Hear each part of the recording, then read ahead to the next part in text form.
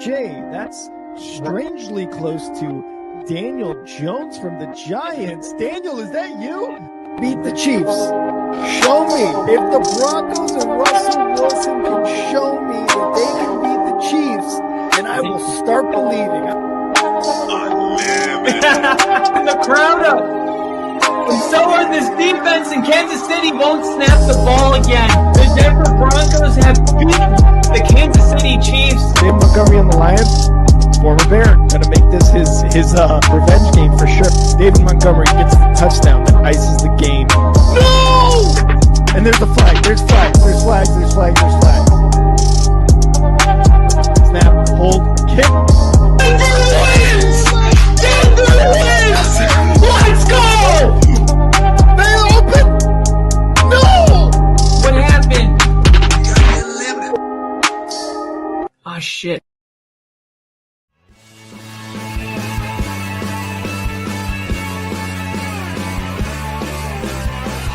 America is football. Football is Football is America. And if you don't like it, you can kiss your candy ass. This is a moment in time. I don't give a damn. Oh my god. No! You loved it. It's 30 to 27. Chiefs win. Chiefs win 30 to 20.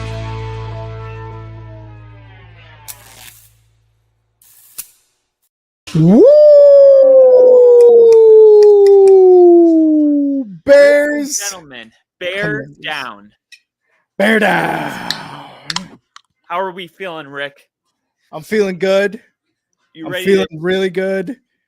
ready to show the world that you guys would have done what any reasonable person would have done? And if the Commanders were in your position, they would have drafted Caleb Williams. And we're going to make goddamn you right. wish that you had Caleb Williams after we're done with you, bitch ass today.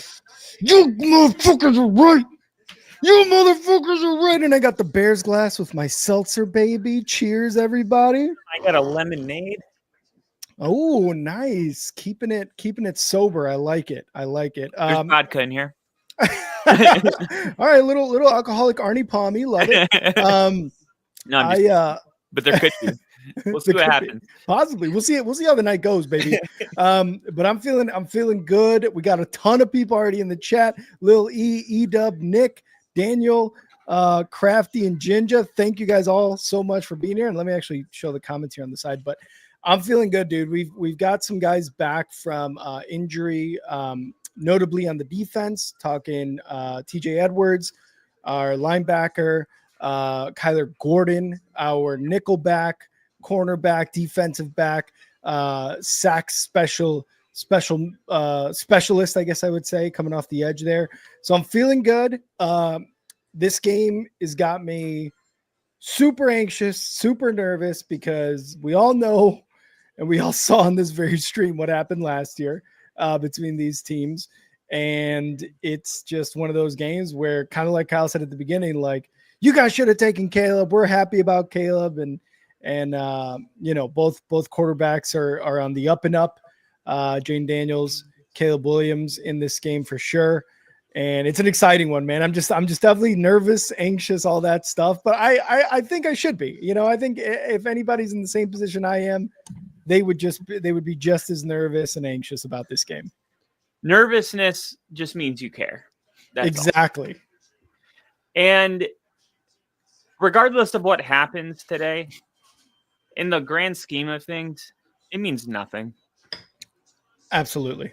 Unfortunately, in the grand scheme of things, yeah. And the Bears getting it at the 5 on the kickoff, going to return it to about the 30-yard line on the kick return. I'm not saying that to understate how important this win is. I'm saying that if the Bears lose today, it's not like they're going to say that, we're done with Caleb. And Jayden's already showed too much for anyone to regret, the draft pick. Correct. Both fan bases are happy. It's just one that the Bears want to have, because that was the beginning of their downfall last year, was that game, that moment. And you got to kill that version of yourselves tonight. Could not agree more. And here we go. Caleb Williams under center at the 30. Motions the Case to the right side. Takes the snap. Going to hand it off. DeAndre Swift up the middle, gets about 2-ish yards, which is pretty standard for for DeAndre Swift so far this year. The most important thing, or the most interesting thing, I think, is our left tackle tonight is Theo Benedict, an undrafted free agent from Canada, who last game against the Raiders did not have a good time at right tackle, but as soon as we switched him over and took out Braxton Jones, he was having a really, really good rest of that day. Caleb shotgun takes a snap in the pocket over the middle, caught, and that is going to be Zacchaeus for a first down, baby. Let's go. Let's go. Like to see that. And I think a lot of times, too, you're trying to establish the run. The running lanes aren't there. Mm-hmm. So instead of just running it on every first down or on every second down, just go ahead and throw it on a couple first downs. Throw it on a couple second downs. At least make yourself unpredictable while staying balanced. Mm-hmm. Could not agree more. And especially with how well Caleb's been doing in terms of staying in the pocket. On the offensive side of the ball, takes a snap, fakes the handoff, rolling right, looking, and he's going to throw it, and it's going to go to God, who's number 10? Why can't I remember? I think that's no, that's not. Is that Luther Burden? Luther Burden. Yeah, Luther Burden. He hasn't played a lot, so I forget what number he is because he's changed it like 3 times already. Yeah, it looks like I think they were trying to attack down the field more. And that's an interesting play because if you come onto that too fast, you kind of lose a little bit of time. Caleb had to go with the check down there. Yeah. Under center, Caleb going to hand it off. Swift, left side of the line, first down. Big run, 7 yards on that run. There we go. I think you're going to get a big day out of Swift. I know a lot of people are upset with him in the running game, but not every time a running back is averaging 3.5 yards a carry is it on the running back. You're seeing right there the Bears are giving him a hole to run through, and he's got no problem picking up 10, 11. It's like when he doesn't have those yards, it's hard for him to get them, but he's still a good running back. I believe he is. A quick strike running back screen for, I believe that's Swift again for a first down, 12 yards. Already at the 35-yard line of the Washington Commanders. This first script of plays is going well so far. For the Bears. But yeah, I couldn't agree more. And the Commanders are a very good rushing defense. And I think they let up just over what DeAndre Swift averages in terms of yards per carry.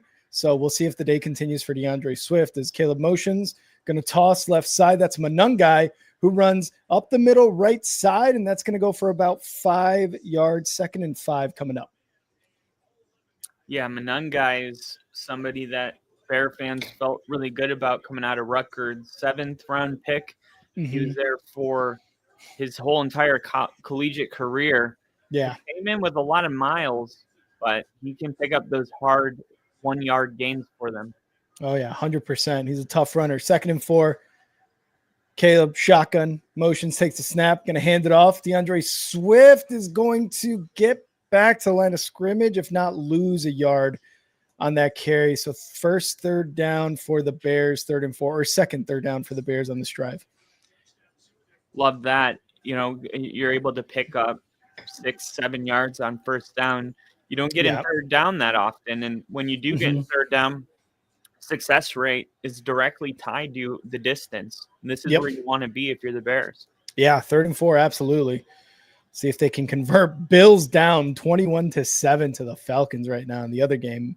Caleb shotgun motions left side, takes a snap. Quick throw over the middle to nobody, and DJ Moore was hoping for a flag there. He thought he was maybe getting held, but instead the Bears do not convert, and they're going to go for a field goal. In this case, I like it. Take the points. I know it's probably let's go for it, but we saw this happen against the Vikings. I'm comfortable with taking the points here. Yeah, you want to get some points on your opening drive. It'd be one thing if it was 4th and 1 or 4th and 2, but 4th and 4, you don't want to kill your own momentum. Get a lead. Get a comfortable lead. Snap, hold, kick is going to be good. Bears go on top 3-0. And I believe that was Jake Moody who just kicked the field goal there. I'm going to double check. That's Jake Moody, 47-yard field goal. Cairo Santos is out for the game. So Jake Moody, who was a San Francisco 49er earlier this season, is now kicking for the Bears. I remember we brought him in for a workout, and then he was on the practice squad. So honestly, not bad. Maybe it's just a change of scenery for him that he needs, because he has a much bigger leg than Cairo Santos does. Yeah, the Commanders 4.5-point favorites tonight. Yep. Total hovering over 50.5.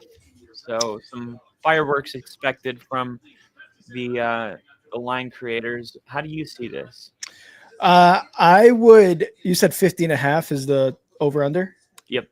Yeah, I would take the over on this. I think there's going to be a lot of points scored in this. I think the Commanders coming off a win last week, the Bears coming off their bye. Both offenses have shown that they can score a lot of points this season. So if I'm a betting man, I'm taking the over for sure. Yeah, I'm excited to see this matchup. Of course, you got the Jayden Daniels and the Caleb Williams thing. It's going to be the storyline of the night. I think when you look at everything Jayden did last year, of course, if it was a race, I would say Jayden's in front. But if you look at what's happened this year, Jayden had a knee tweak, missed a couple of games. He just came back last week and was actually pretty good against the Chargers, 231 passing yards and a score. But if Chicago's O-line, the newbies, I mean, if they can hold down, I think Caleb could exploit Washington's secondary. And it'll be interesting on the other side to see Daniel's legs. He's a dual threat guy. I think they only have one loss in games where Jayden Daniels has 50 or more rushing yards. So key to victory. I want to see, is there a spy linebacker on Jayden Daniels? And with that knee injury, like, how much of Jayden Daniels are we going to see with that dual threat? Is he going to is he 100%? I mean, I don't know. Yeah, and honestly, like I said it a couple weeks ago when he was like, is he going to play? Is he not going to play? I was like, don't play him. Like, if I'm a Commanders fan, don't play him. I know, again, these guys are gamers. They want to be out there all the time playing the game because they're tough competitors. But again, if I'm a Commanders fan, I'm like, keep him out. And I think the rest did him really well. You mentioned the really good Chargers game he had.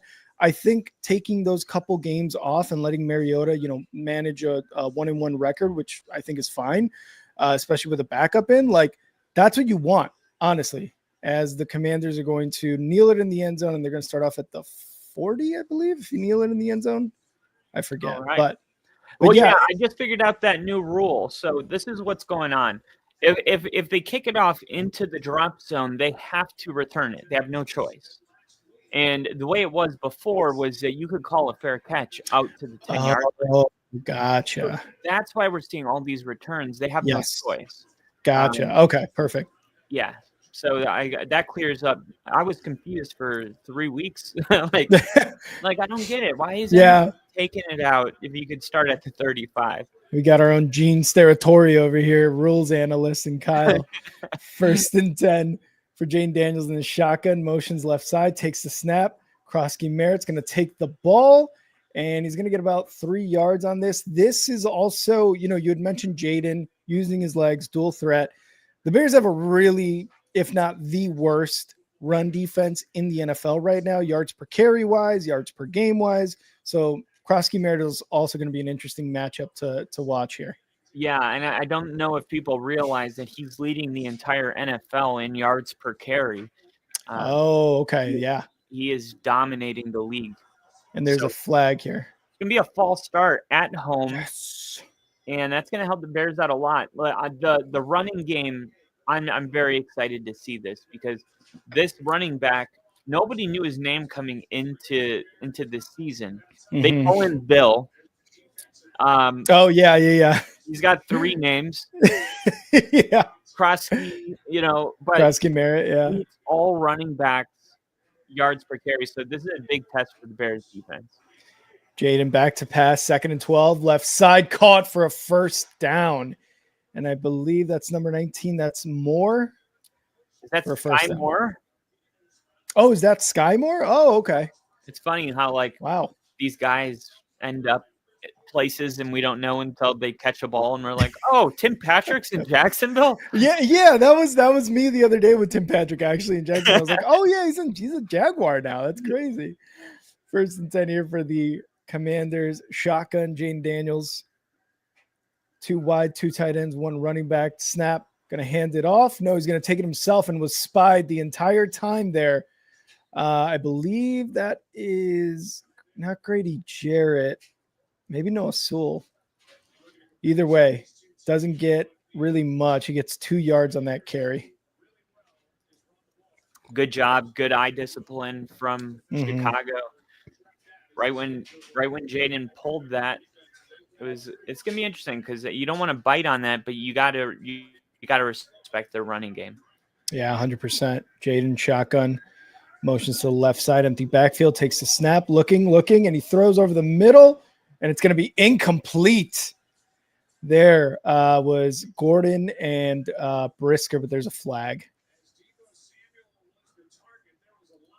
Ooh, see what this flag is.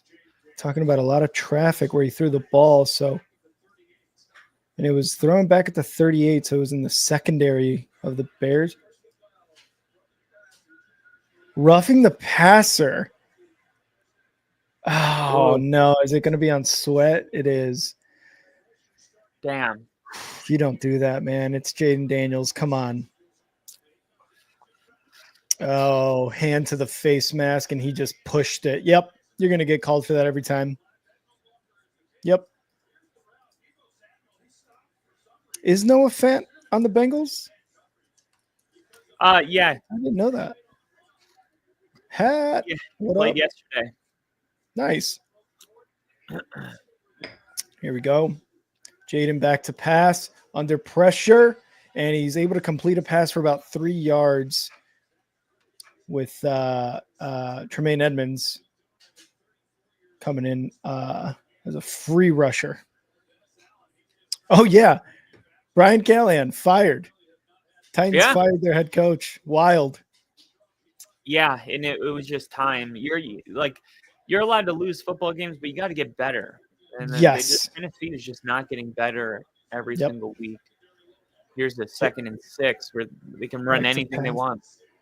And Merritt up the right side of the line. He's going to get about 4 on that. So a 3rd and short coming up. But yeah, dude, I agree. Like, I think Cam Ward was right when a couple of weeks ago he was like, if we're going to keep it a buck, we're ass right now.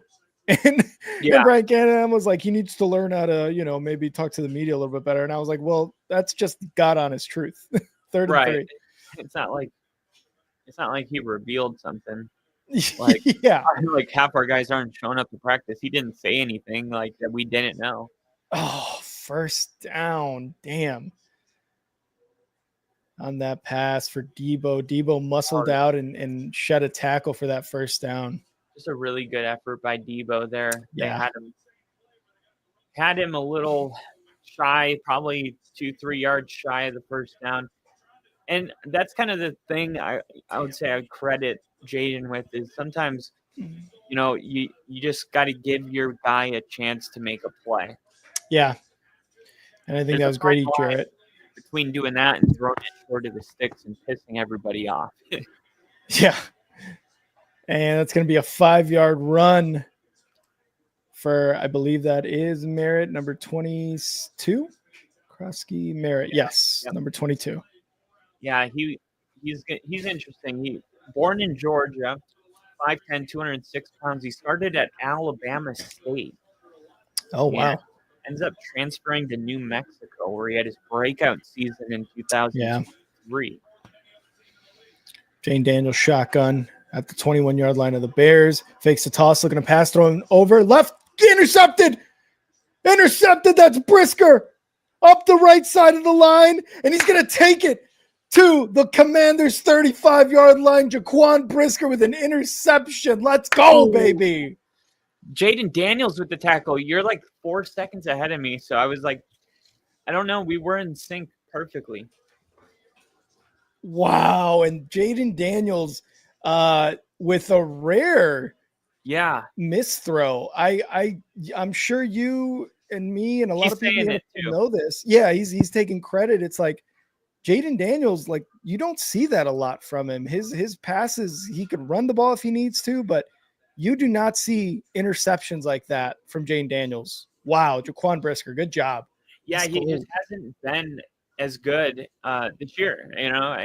He's a young player, and I think a lot of times too, what is really the testament of if you're a good quarterback or not is like, can you deal with these type of moments? Because you're Mhm. even the best quarterbacks. They like look at Aaron Oh Rodgers. yeah. His first year as a starter, he was incredible. And then his second year was they struggled a lot that year. Yeah.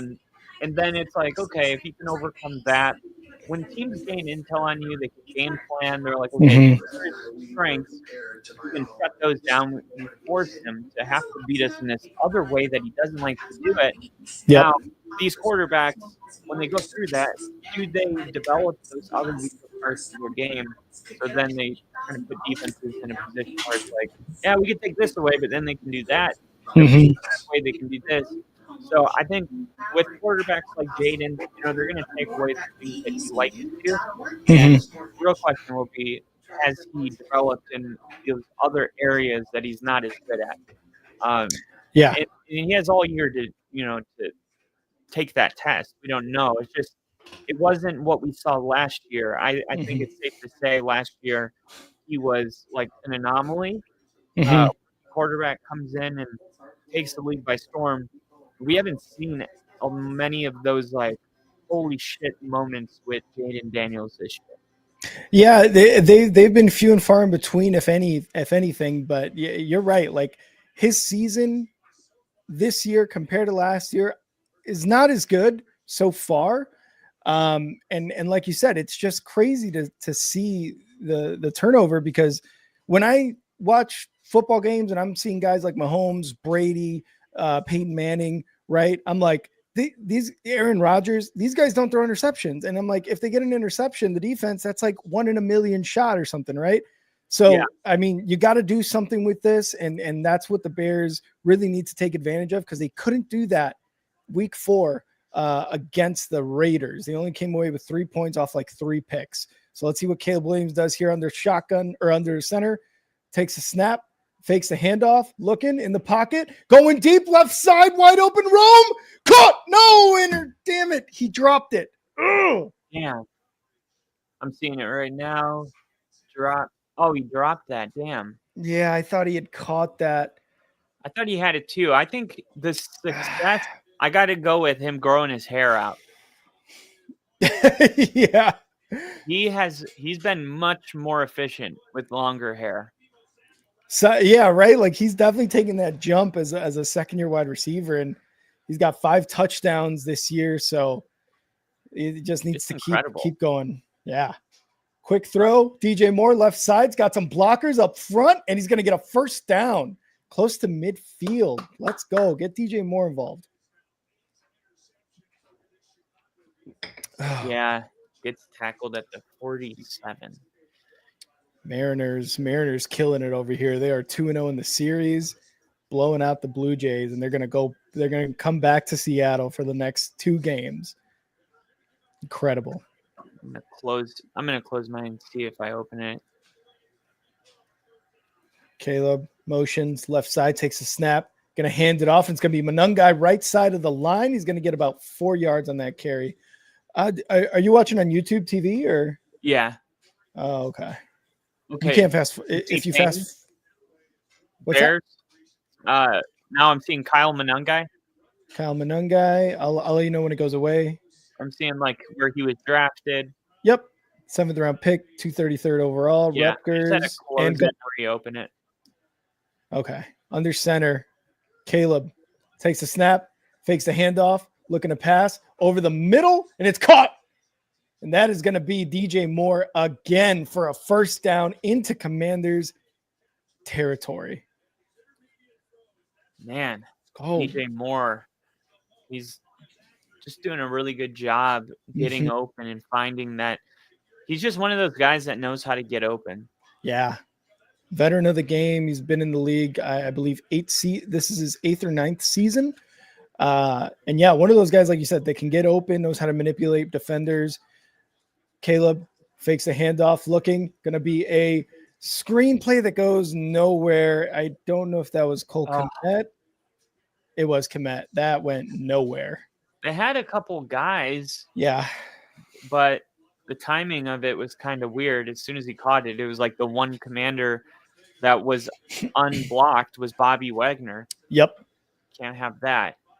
But yeah, I'm like seeing what I'm seeing with DJ Moore this season with him and a Dunze. Yeah. Pair. Shotgun, back to pass, quick pass. It's going to be to Loveland for a first down, and there's a flag. So it's probably going to be on the Bears here for pass interference.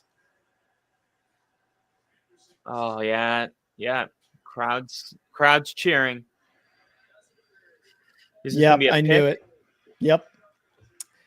I knew it. And it is on Loveland, actually, the rookie, which is, let's see if he pushed off his defender there or if he kind of, like you said, did a pick. What the fuck are we? Damn it, I swore. What are we calling that penalty on exactly there? I guess because after 1 yard downfield, you can't push the defensive player, and he was like 7 yards down. I don't like it either. Yeah. I guess he shoved him back so far that it was obvious. That was a wide open Swift. It's a drive killer. That's exactly what it is. I mean, I saw it last week in the Philly game. You're driving down the field. You got a lot of good vibes, good momentum. Then you get a penalty. You're in 2nd and 20. Then you have an incompletion, and now it's 3rd and 20, and you're out of field goal range. And now he takes a sack, has an intentional grounding, something like that. You're punting. It's the margin of error in the NFL is 1 in 2 plays, and it's all about how you respond to these moments right here. 3rd and 20, back to pass. Caleb going to DJ Moore, who gets away from his defender and gets about 12 to 13 yards there. Love that play by Caleb Williams. Like I said, fine line between giving up on a play and realizing where you're at in the field and letting somebody make a play. You guys can now kick a field goal here instead of punt. And that is a really big, great play by Caleb. That could be what this game comes down to. Yeah. That play right there. And Jake Moody called up from the practice squad today. So far, he's 1 for 1. Here's a 48-yard attempt. He was good from 47 on the last kick. He looks snap, hold, kick is good. Jake Moody for 3. Jake Moody saying, "You guys shouldn't have cut me because your kicker just got injured because he got stepped on." Yeah. Richard, what up? Good luck. Thank you. Kyle, Richard, yesterday on the Sunday Night Football stream told me that he just got a promotion. He sent us a super chat. I chugged. So everybody in the chat right now, Richard got a promotion. So let's give cheers to Richard. Cheers to Richard. Prime, sponsor us. Prime, sponsor us. Come on, stop being jerks.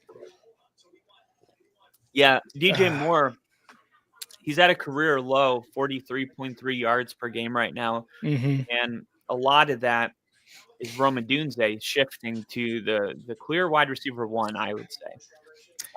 He's 15.8% target share, 17.5% air yards, 4.1 yards after carry. That's his lowest as a Bear.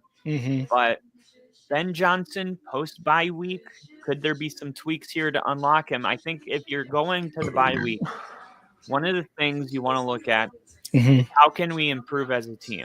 And just because Roma Dunze is having a breakout season doesn't mean that it's okay for DJ Moore to have 43 yards per game. Yeah. You know? And I think what we're seeing early in this game is that DJ Moore is going to be more involved in the offense. I think that's the way Yeah, and unfortunately, I did see him kind of limp off the field after that grab for that 12, 13 yards or so. So hopefully it's nothing insane, but I agree, man.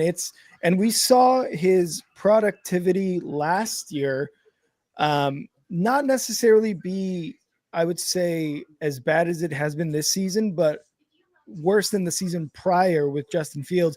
But that was because we added Caleb, we added Rome, and we added Keenan Allen as well. So before it was DJ Moore and Cole Kmet. They were the number one and the number two targets when Justin Fields was still the quarterback. Then, you bring in Caleb Williams and then Rome Odunze and then Keenan Allen. Obviously his touches, his yards per game are gonna be lowered quite a bit. And then you come into this season and there's the hit on DJ Moore.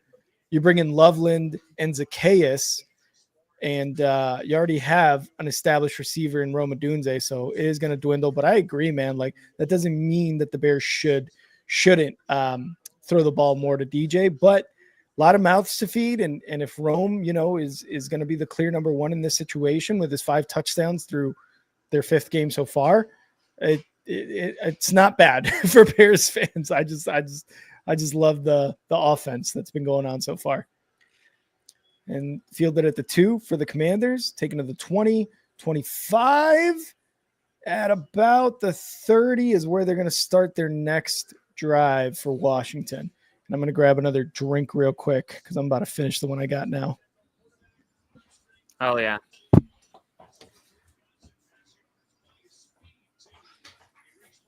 Now, Terry McLaurin's not playing in this game as well, so we'll see. We've been seeing an uptick in use on Luke McCaffrey with McLaurin being out. We'll see if Luke McCaffrey plays a bigger role this week without Scary Terry, who hasn't been scary this year yet. And it's going to be Jayden rolling right, throwing left, going deep, and Byard. Yes, he breaks up the pass there, but there's a flag. Oh, no. I don't think that should be pass interference from the naked eye. I think this is going to be something else.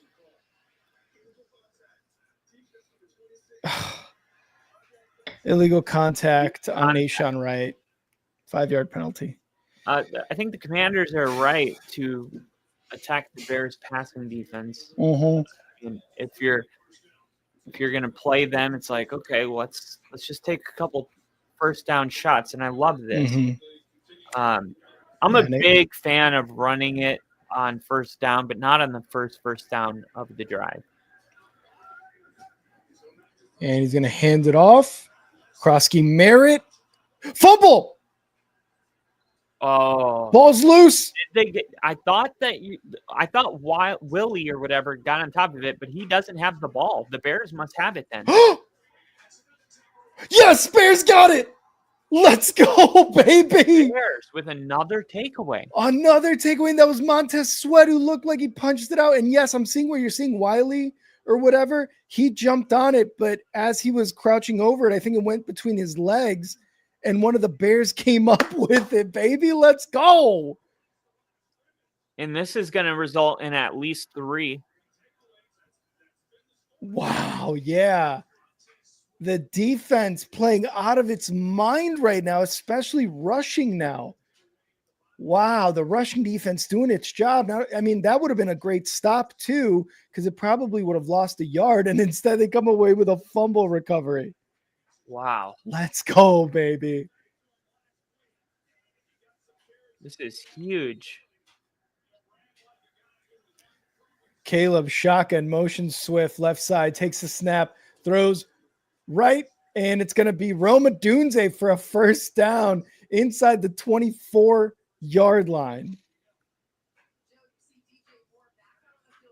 Love that. Quick, easy slam on first down. DJ Moore back out on the field after limping off the field. He did go over to the medical tent. 3 receptions, 42 yards for DJ. And on that first down with Rome Odunze inside the 25-yard line. Under center, Caleb. Snap. Hands it off. It's going to be Swift up the middle for about 5 yards. Are we in sync, Kyler? Do you need me to pause it for like a second or something? Yeah, you were like a second ahead of me, and then I closed it and reopened, and now we're, I think, on DJ Moore. DJ Moore Huddling. Huddling. And 79. right, 79. Oh, hell yeah. Perfect. 2nd and 5. Yeah, you're like a second. Okay. Let me know when they snap it, okay? Okay. Caleb's making a call. Yep. And snap. Hands it off, and it's going to be Swift, left side, up the middle, inside the hot zone. Let's go, baby. Let's go. Yeah, this is going to be a big game for Swift. I can feel it. Yeah, this is really, really good because, again, like I said at the beginning of the stream, the Bears running the ball has not been great through 4 games. And the Bears rushing defense has not been great. And those two things have been really good so far in this game, especially with DeAndre Swift. 1st and goal. That is going to be the end of the first quarter. Bears up 6-0 at the end of the first, baby. Wow. 2 takeaways in the first quarter alone for this defense. That has been, I don't want to say surprising, but a very, very, I guess just great thing for them to do over the last couple of games. I mean, we saw them intercept Geno Smith 3 times in week 4. Already 2 takeaways, a fumble and an interception here. Bears defense looking better. Dennis Allen doing his job.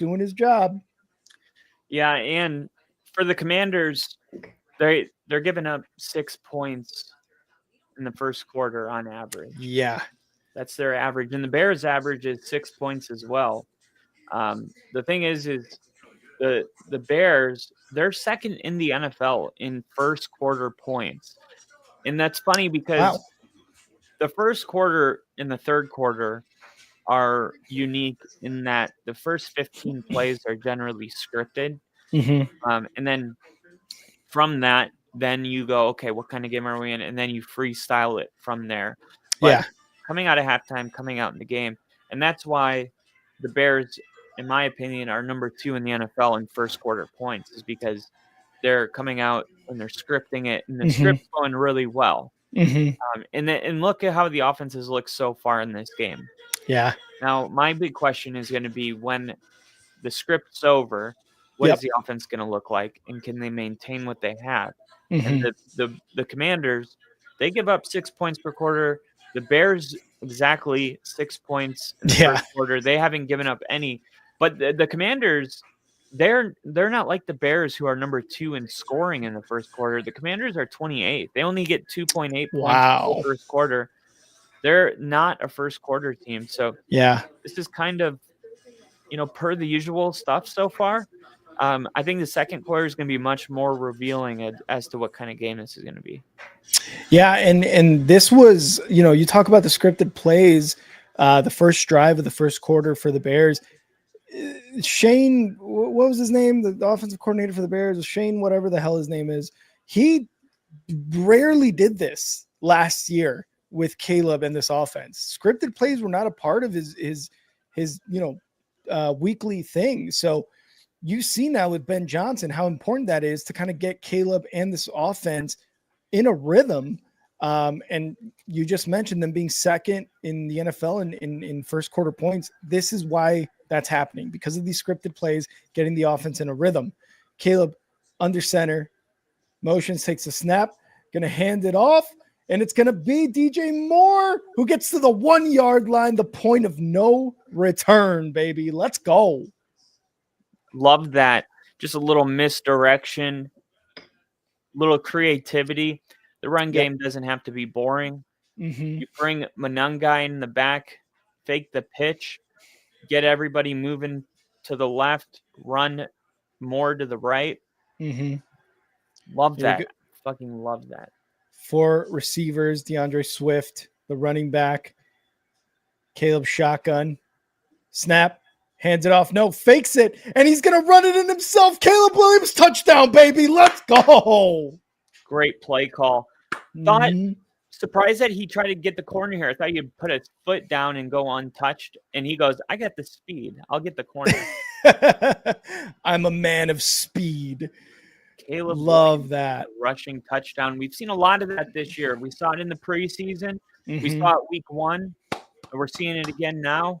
Ben Johnson, not afraid to use his quarterback's legs. Yeah. And I'm always surprised we don't see this more, because when you're on the 1 yard line and the quarterback pulls that football back, a lot of times you got the whole field wide open. Yeah. Snap, hold, kick is good. The Bears go up 13-0. Weird. I just saw 27 to 7 on the top left, and then it went down to 21. There must have been a touchdown reverse just now. So I'm seeing CBS. The runner broke the plane ruling, and the play was reversed. So Penix passed short right to 5 to Drake London, pushed out at the Buffalo 1. So With no time remaining? I believe, I don't know, because it's halftime now. still says Holy crap. halftime. That's They it. may have not scored. Yeah, they may have not scored. Wow. Wow. 21-7 Falcons at halftime. That's crazy. And the Bears with 13 points now, 6 points off of turnovers. And this is going to be a good test for the defense, because the Commanders are 6th in the NFL in second quarter points, 8.6 points per quarter. Ooh, and when you're yeah, when you're giving up 6 points per quarter and you're scoring 2, you're always down in the second quarter. So you're playing from behind. I expect them to start passing the football more, and then that's when we're going to see this passing defense for the Bears really get tested, because right now they're giving up 215 passing yards per game. Not terrible, but on the bottom half of the league. So, and we had mentioned the interception and how rare it is for Jayden Daniels. Moving forward, don't expect for that to happen again, right? For the Bears secondary, the 215 pass yards, like you said, it's kind of somewhat in the middle, I believe, of the league in terms of per passing per game for the defense. But don't expect to keep getting interceptions. Make sure to guard those receivers. Be sticky on them, and don't let up big plays. Woody, my boy, got that good luck charm right now.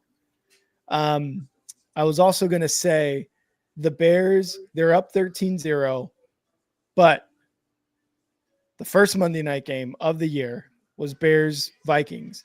They were up big going into the halftime, and then we saw them absolutely collapse. So the Bears need to keep their foot on the pedal and keep scoring points. Don't let this become one of those we're comfortable with what we got and the defense is doing well. Keep scoring those points. I don't think Ben Johnson is going to be someone who at least hopefully doesn't kind of get to take his foot off the gas, and he keeps drawing up these plays that are scoring points, because we saw what happened against the Vikings. We don't need that to happen again. Yeah, not at all. And Dan Quinn's a defensive guy too, so I do expect some defensive adjustments, and this is going to be a game. And I think already about the Atlanta game, where it's like, Atlanta is one of those teams that will have a ridiculous performance, and then they'll lose 30-0 to the Panthers. So we'll see what happens. I mean, that could be they could come back and make it a game, or they could win 41-7. Like we don't know. Yeah. But this game, I think, will come down to the end. Yeah, because I think regardless, like, again, we saw what Jayden Daniels can do. Even if he's down, they're going to come back in this game, and they're going to put pressure on the Bears defense, and the Bears defense needs to respond. They need to take the ball away or just get some stops here. 1st and 10 on the 35. Jayden, shotgun, motion left side, takes a snap, going to hand it off. Going to be Krosky Merritt, and he's going to get about 2 yards on that run. And the fact that this pass or rush defense is working is I truly believe it's because TJ Edwards and Kyler Gordon are back. So big additions or big returns on the defense by both of these guys is helping the run defense quite a bit so far. Don't know how close Terry McLaurin was to coming back, but they're missing him for sure in this offense. Yeah. 2nd and 8. Jayden shotgun takes a snap, fakes the handoff, looking to pass under pressure, goes right left, and it's going to be caught. And that is, I believe, Sky Morgan. Yeah, is that Chris Moore? Oh, are there 2 Moores on there? Yeah, I thought it was Sky Moore. Now Oh. I think it might be. I'm actually pulling the roster up right now. Either way, very good route there. And good anticipation by Jayden on throwing that ball to get them to almost midfield. Shotgun for Jayden. Motioning left side, takes a snap, fakes the handoff. He's going to toss it to the right side, and they're going to get a big chunk of yardage here. It's going to go for about Moore. 7. Chris Moore. Okay. He's number 16? Went to Cincinnati. Number 19. 19. Okay. 2nd and 3. This is a really good play. Causes a lot of confusion. You fake it to McCaffrey, fake it to Merritt, and then toss it there to number 83. We just saw the Lane. Kansas City Chiefs run this play against the Jaguars on Monday night. Oh, yeah. I thought it looked familiar. Troy Aikman, I think he made a comment about how Mahomes is dizzy after running that play. Jayden going to take it himself, and he's going to lose yardage, baby. He's going to lose about 3 yards, 3rd down and long. Tremaine Edmonds, good job there. And I think that's Byard as well on the chase down. Good job, guys. Let's go. Yeah, they're showing good speed. And Jayden Daniels just doesn't look as twitchy. Like, he's not, I don't know, he just looks like your average quarterback. Like, he doesn't look quick. Yeah. I think that was more of an RPO, and he wanted to pass it, but there was nothing open, and then there was nowhere to run either. Credit the linebacker's speed. 3rd and 6. Jayden back to pass. Bears bringing pressure. Throws right. Incomplete, baby. And there's a flag. We'll see what the flag is. I didn't see anything, but it's in the secondary. It's against the Bears, of course. Face mask. Oh. Nashawn Wright again. And he's wondering what they're talking about. Let's see if they show us the replay here on this face mask. Where's he at? He's near the bottom of the screen there. Where? I'm not seeing anything. All right, there's Nashawn. It's from that angle, you can't really see it. I guess you got to go with what the official said. Takes a snap. Jayden hands it off. No, fakes it. Looking. Going to run it himself. And he fakes it. And he goes for about 7 yards on that rush. And I believe that was Noah Sewell who takes him down. Yeah, he does. He definitely doesn't look as fast. Yeah, I what was it? His leg, right? That was keeping him out from those 2 games. I wonder if it's bothering him. Knee injury. Yeah, I wonder if that's bothering him quite a bit right now.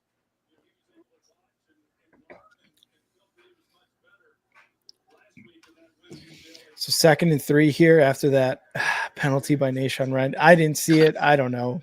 We need a better view for that one. Jayden hands it off, and Krosky Merritt breaks a couple tackles and gets the 1st down. And that's not Krosky Merritt. I'm sorry. That's McNichols, 26. They had Austin Eckler, but he got hurt for the year. ACL, yeah, gone for the year. Poor Eckler, man. That hurts. 1st and 10 here for the Commanders.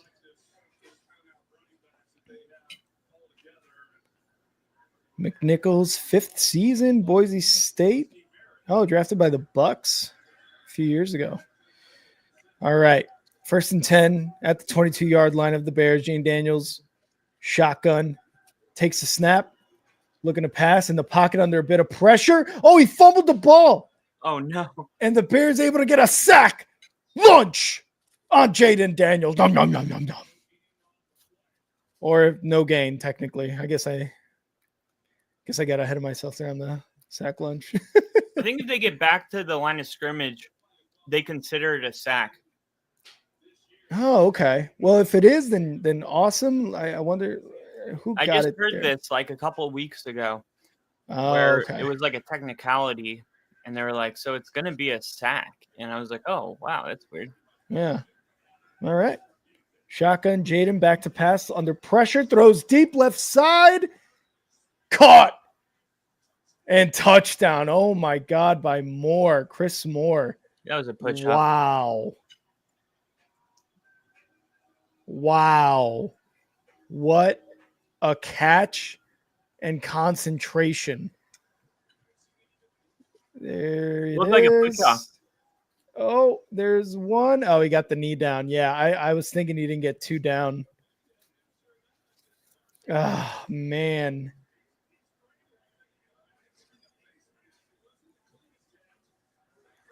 Credit to Chris Moore there and Jayden Daniels' throw. That was a perfect throw, perfect catch, perfect body control. Yeah, and the Commanders get a touchdown. Here's the extra point, and it is good. So the Commanders get a touchdown off on a pass there, and Nashawn Wright with that face mask. Whatever happened there, I don't know, but that's the reason that the Commanders were able to keep this drive going, and they ended with a touchdown. They take advantage of those penalties and are able to punch in a score there. Credit to them. Penalties are killers. Yeah, and the Bears have committed multiple penalties in every single game so far. And usually I'm yelling at the offensive line because it's usually the penalties on false starts, holding calls. But today so far it's been the defense that has committed a lot of these penalties so far. And that's very disappointing. Get ready to run some laps, boys. To the baseline. Ginger's calling the long burden past this drive. I hope so, Ginger. That would be sick. Kyle, take a look at Ginger's profile pic. Look familiar? I love that. Yeah, right? It's freaking sick. The Bears Freaking are sick. 29th in penalties. That's like bad, right? Yeah, there's only 3 teams worse.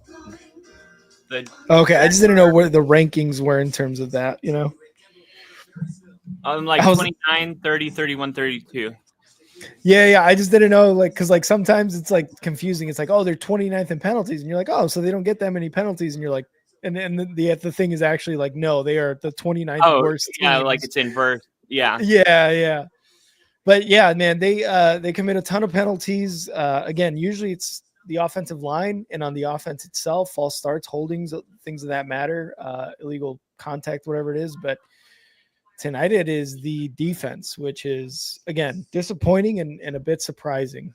But a lot of good coaches too that are down here. Like you got Liam Cohen's Jaguars, 30th. You got Mike Vrabel's Patriots, 32nd. Oh, you got Kevin O'Connell with the Vikings at 31. That one's surprising. Yeah, that's what I'm saying. Yeah. Man, I wish we would have gotten to Jayden there. Oh, man, and Tremaine Edmonds almost got a hand on that one. Here's the kickoff. Bears fielded around the 4. It's going to be taken to about the 25-yard line. Duvernay, not a great return there. All right, 9:22 left in the second quarter. See if the Bears can punch another touchdown in and go up by 2 scores. Yeah, I'm excited to see how they respond now. Yeah, same. Because I feel like the game's starting right now. It's like, okay, now you're off script. You know that the Commanders are capable of scoring. Yep. How do you respond? Are you going to keep it up, or is it going to be 3 and out? Caleb under center. He's going to motion Zacchaeus left side, takes a snap, going to hand it off to Zacchaeus, going to be an end around left side, and he's going to get 3 yards there. Moore did his best to try to get a good block there for him, but goes 4 yards. Not bad. Not bad. No, not at all. That's a 4 yards on first down. It's all Mhm. you can ask for. Yeah.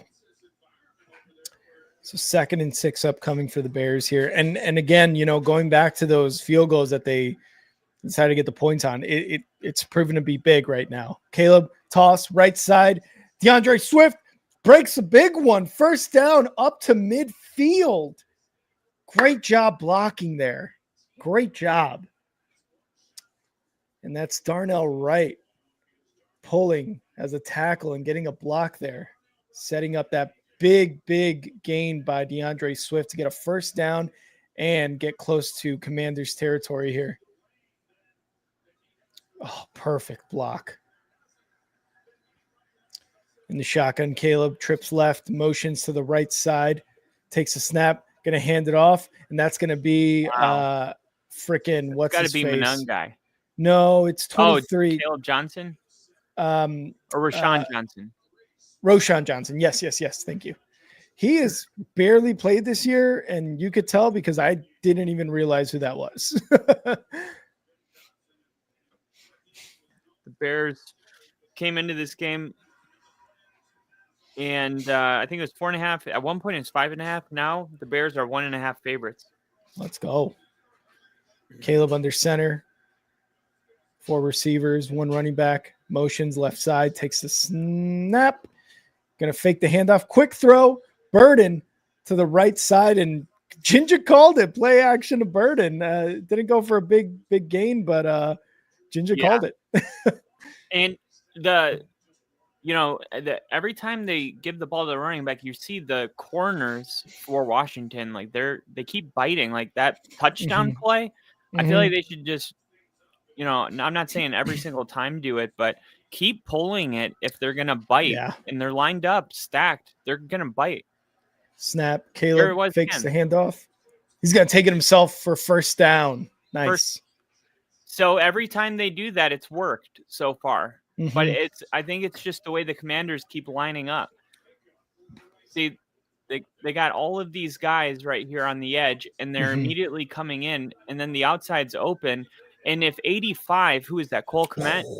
He had Roma Dunze open. Picks up that block, Caleb Williams goes for 25. Yeah. And he had Roma Dunze wide open downfield. Oh, man. I think he just wanted the first down. He wasn't even looking downfield. Can't blame him there.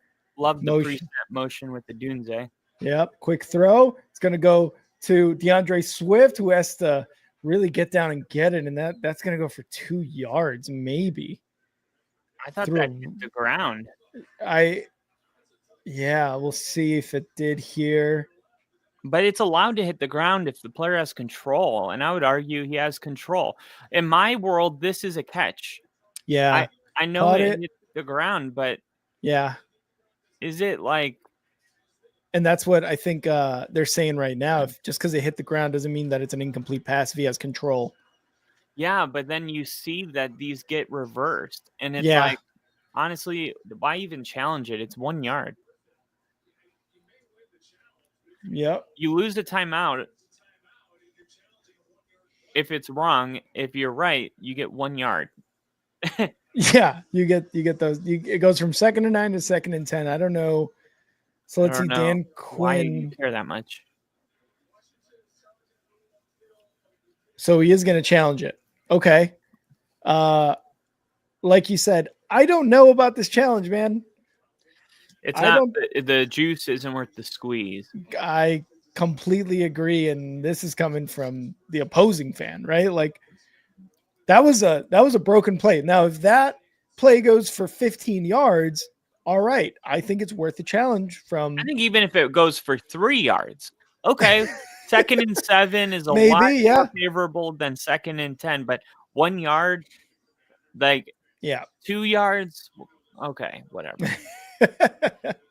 Once you get to 3, I'll entertain it. But like you said, it's like, you could lose a timeout, and I guess it's the first half. Maybe if it's the second half, but it's a bigger risk. I don't know why why that 1 yard, and why can't this just be an expedited review? I mean, okay, so they're gonna call it incomplete. Okay, so they are going to call it incomplete. All right. So 2nd and 10 now. He keeps the timeout, which is very crucial. But I still don't, like you said, I don't know if the juice was worth the squeeze on that one. We'll see how it goes. Maybe you also wanted to kind of maybe stymie the offense right now too. So I don't know. We'll see if this timeout works or if the challenge works out for them. Yeah, it also 2nd and 10. stopped the game for a minute. It does. Yep. 4 receivers wide, 1 running back. Caleb shotgun takes a snap, and it's going to be a false start. Theo Benedict. God damn it. Oh. Okay. Jeez. So no flag. I don't know why they put the flag icon up if it's not a flag in the timeout. Meanwhile, the Bills just scored with Ray Davis on a swing route, and the extra point is good. So it's 14. There you go. 21. And here come the Buffalo Bills. Yeah, dude. Josh Allen with 2 passing touchdowns now. And I think it would have been funny if that touchdown stood. I was really hoping so. So it would say 27-7. And it would be like the Patriots Super Bowl where you get the halftime score and then you get the final. Oh, yeah. Like with the Bills coming back and winning. And it would be like, it's a Falcons thing. You wouldn't understand. Yeah. You wouldn't get it. Oh, dude, could you imagine? That would be such a crazy comeback if that touchdown did stand. But it's the Bills and it's Josh Allen and James Cook. Like, it's a 2 touchdown lead. Any other team is probably pretty comfortable with that. But when you're facing the Bills, you're not comfortable with that at all. They're very capable of coming back in that offense and either tying it up or taking the lead, so good on the Bills to score there. Plenty of time left. Drake London has 147 yards. Wow. Hoo-yah. What'd you say? Hoo-yah, 47. What's up? What's up? What the fuck you call me? Honestly, as long as the Falcons win, that's all I care about. Why? Yo, chill. That's what Lily said. I wonder why. Why is that, Lily? You just want the Bills? Oh, you want the Bills to lose because you want the Steelers to be atop the AFC. They wouldn't be. Well, he was saying if the Colts lose next week, Steelers win. Oh, I mean, a couple things. So you just on a weekly basis root for all the top teams to lose. I mean, that is one way to do it. That's what I do. Shit, I don't care. Okay, I don't know. I'm always on the thinking of if my team just continues to win, we will by default be on top. You know what I mean? Yeah, and that's definitely like until you get like in December where it's like, okay, I need this team to lose, I need this team. But like at this point in the season, I'm like, we control our own destiny. If we win all of our games, we'll be at top. Yeah, I totally get that. But it's always really nice to see the top. Oh yeah, I still cheer for the Chiefs to lose every week. Yeah, 100%, dude, 100%. Caleb shotgun trips left at the 40-yard line. 2nd and 10, takes a snap, quick throw, and it's going to go incomplete. He was under pressure immediately and unable to get it to Zacchaeus there. The Chiefs actually cost me $550 yesterday. I had a damn 12 no, I didn't pay that much. I had a bonus bet. It was free. But it was 12 legs and everyone hit, and it was just down to Monday Night Football. Mm-hmm. I mean, I'm sorry, Sunday Night Football. Mm-hmm. And I needed Detroit to win and Jahmyr Gibbs to score, and none of those things happened. No. Caleb Williams. Those were so sure things. Trips left, shotgun, takes a snap. Going to pitch it. DeAndre Swift left side. Gets a couple blockers, and he's going to be short of the first by about a yard or two. Go for it. This is a go for it. This is there's moments in the game where you can't win it here, but you can lose it here. And punting it is losing it here. Well, they would be in field goal position, field goal range, but I just like it. You're on the road. Yeah. You're on this side. You've already kicked the field goal twice. Like you've done the right thing a couple times. Why don't you tell your offense? Send a message. And there's Roshan Johnson in the backfield. There's our guy getting a full running start here if they hand it off to him, which they won't. Caleb over the middle gets tipped. I love the passion from Dan Quinn. He doesn't care how dumb he looks. He's just like a little kid at the park. Just all right. So Caleb Williams, I see what he saw, but I think the ball placement was a little weird with that linebacker right there. Honestly, he should have dumped it off to Roshan and really could have ran for it too. I think run for it with Roshan. That should have been the play. I was just like going on about what grinds my gears is like whenever there's a 4th and 1 and a quarterback like tries to like fit the ball through a window, and it's like you could have just ran for it. Like I just don't understand why quarterbacks take a chance when it's like, okay, this is a have to have it moment in the game. Yeah. Let's not like throw the ball where there's a 40% completion, percentage. Let's do a play that's more like, 80%, like a QB sneak or a touch push or a fullback dive or give it to a Roshan Johnson or gosh, anything but that. Anything, literally anything but that. And I totally agree. This is one of those situations where kind of like last year when the Bears were going up against the Colts and they kept giving it to DeAndre Swift when they had Roshan Johnson at the 1 yard line for a touchdown. It's like DeAndre Swift for the most part has been better this year than he was last year, at least running the ball, but get it to your big guy. Roshan Johnson is there for those situations, for those, 1st and goals, 2nd, 3rd and goals with 1 yard to go. And this situation as well, 4th and 1. Like I get that you're probably thinking that the Commanders are going to think pass or think run and you don't want to run it. But sometimes the obvious play is the play that gets you that first down. And I don't think that Ben Johnson makes that same mistake either again in this game or for the rest of the season. He's going to give it to his guy, Roshan, who is the big boy, your short yardage back, and get that first down. If not, tush push it or something. Or like you said, if you're going to pass and you've got an open lane, Caleb, take that open lane and get the first down. That was he waited a little too long to get it to Rome there too. So I think that ball was actually tipped twice, it looks like. Yeah. I was hoping to get tipped right into Rome's hands, but we saw that happen. All right. Jayden Daniels at the 31-yard line. Commanders got the ball back, takes the snap, fakes the handoff, looking to pass. Quick throw over the middle, dump off to Merritt or Nick McNichols.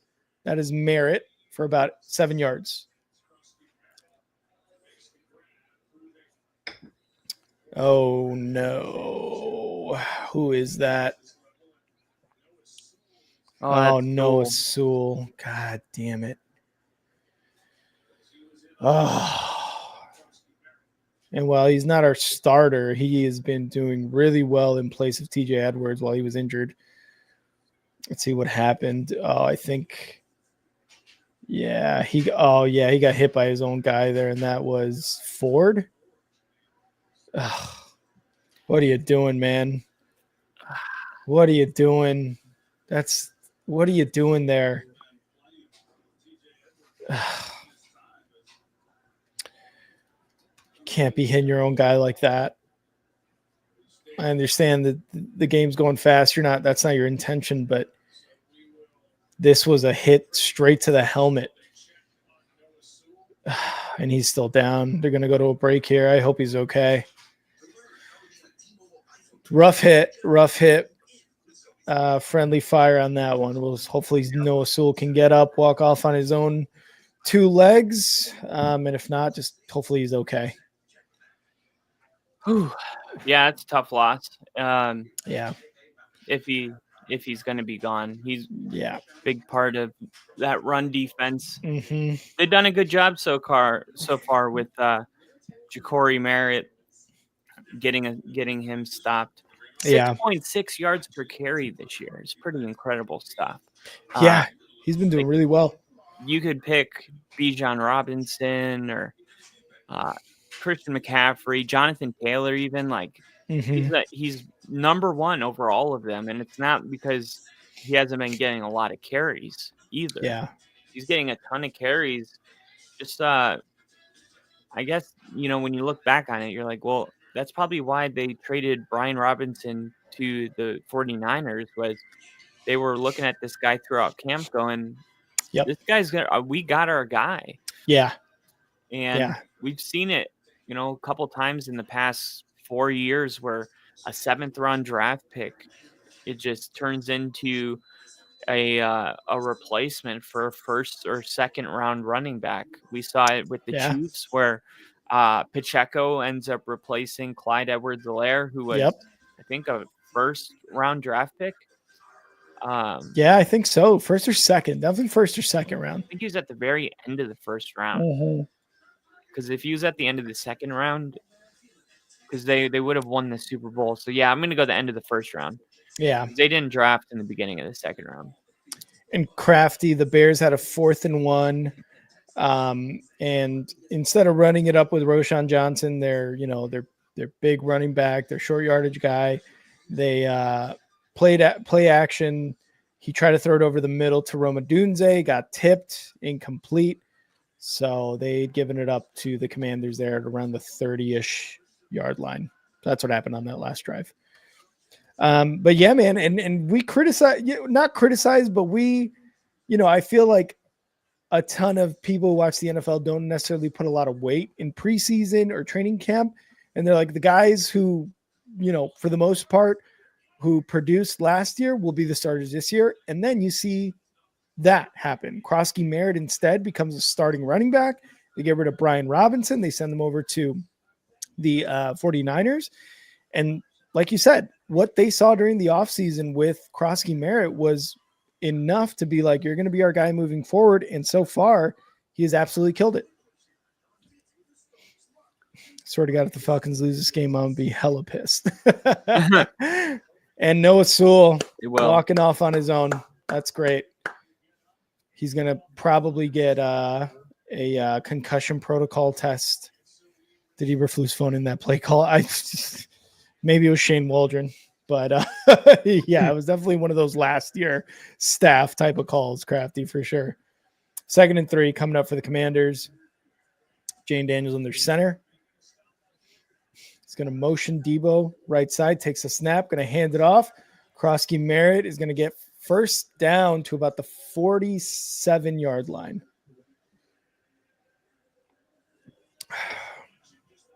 This is a huge drive for the Commanders and the Bears because you start looking at the time here and you know what the plan is. The plan is to score a touchdown with no time left in the second half. We'll see if the Bears get aggressive with their timeouts. It'll all depend on first down success. 1st and 10. Shotgun Jayden. Going to hand it off. And it's going to be Merritt running right side. And he's going to get a first down. Goes out of bounds.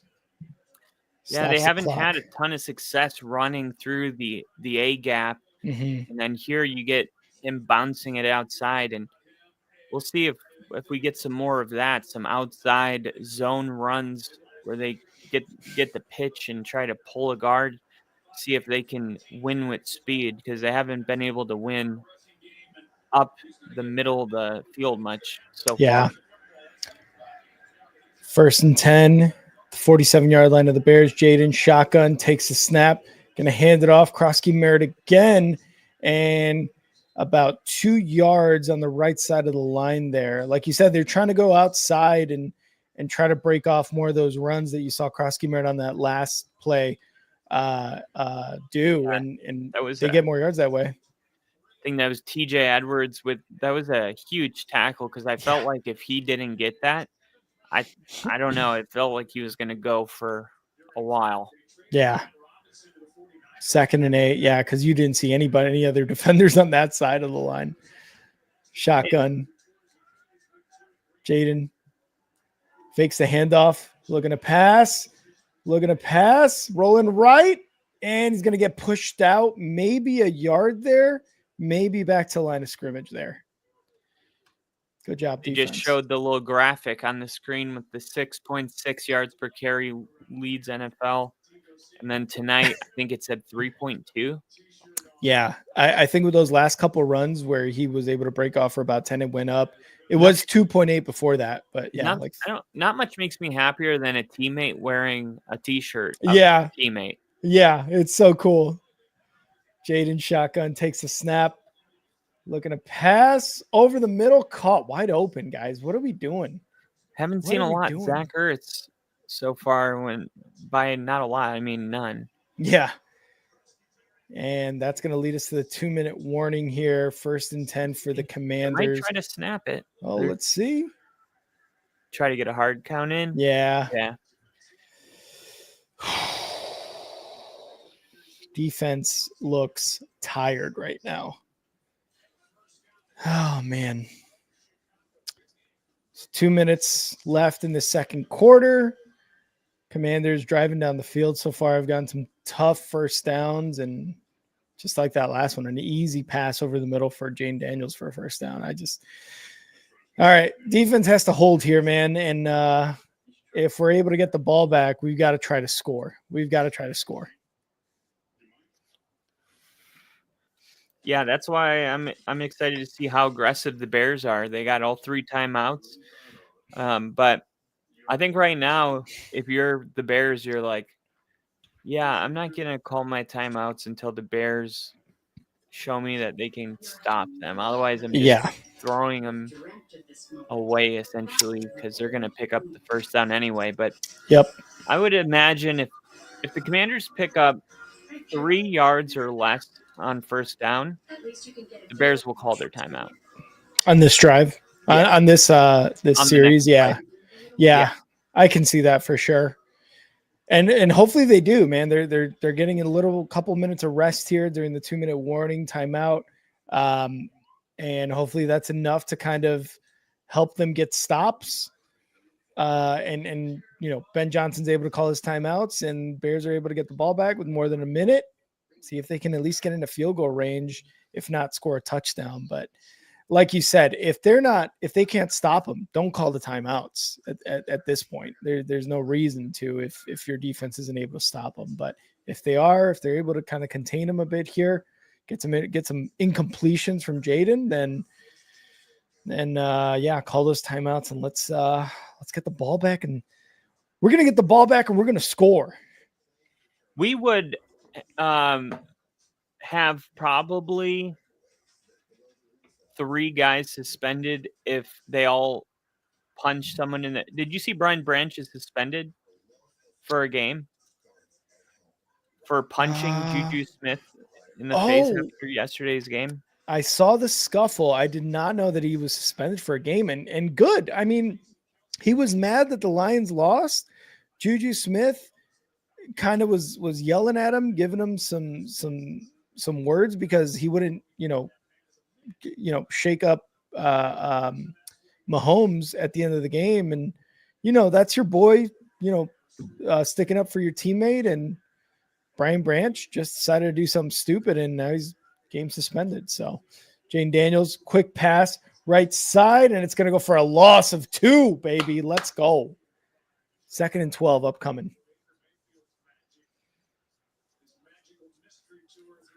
That's exactly what you needed. And now the Bears aren't going to call timeout, which goes against what I thought. Yes, they're trying to keep the pressure on the Commanders, but they have a lifetime to work with. I think they do. I just don't agree with it. No, me neither. I think they should have taken a timeout here. Trips right for Daniels, one tight end to the left, moving his running back to the left side, takes a snap, looking to pass, and he's going to complete it for about 3 yards. So a 3rd and 9 upcoming. See if the Bears take a timeout here. And they do. Finally get that timeout. Don't know why they call it now. I mean, I guess maybe he saw the loss of yardage on that first play and was like, okay, if We'll we see get what a they do stop on the here, second play. Yeah. what's that? I get what you're saying. Like, we'll see what they do on the second play, and then Yeah. I get that, but I just think the fact that they lost yardage, Mm-hmm. analytics tells you, like, if it's 2nd and 12, you got probably a 20% chance of getting a first down on that drive. Mm-hmm. I think you call your timeout immediately. Yeah.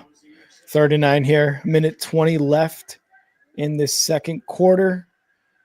Empty backfield for Jayden, snaps the ball, looking to pass under pressure, and the Bears are going to be able to stop them after about a 2 to 3 yard gain on that pass. Did he go out of bounds? He did not, no.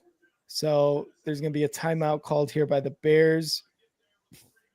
I think they haven't showed who. Okay, so the Bears do take their second timeout. They got one left, 4th and 7. I believe the Commanders are going to go for a field goal here. So that, like you said, man, I think Ben Johnson challenged the defense here and was like, keep them to a field goal and get the offense the ball back. And they answered.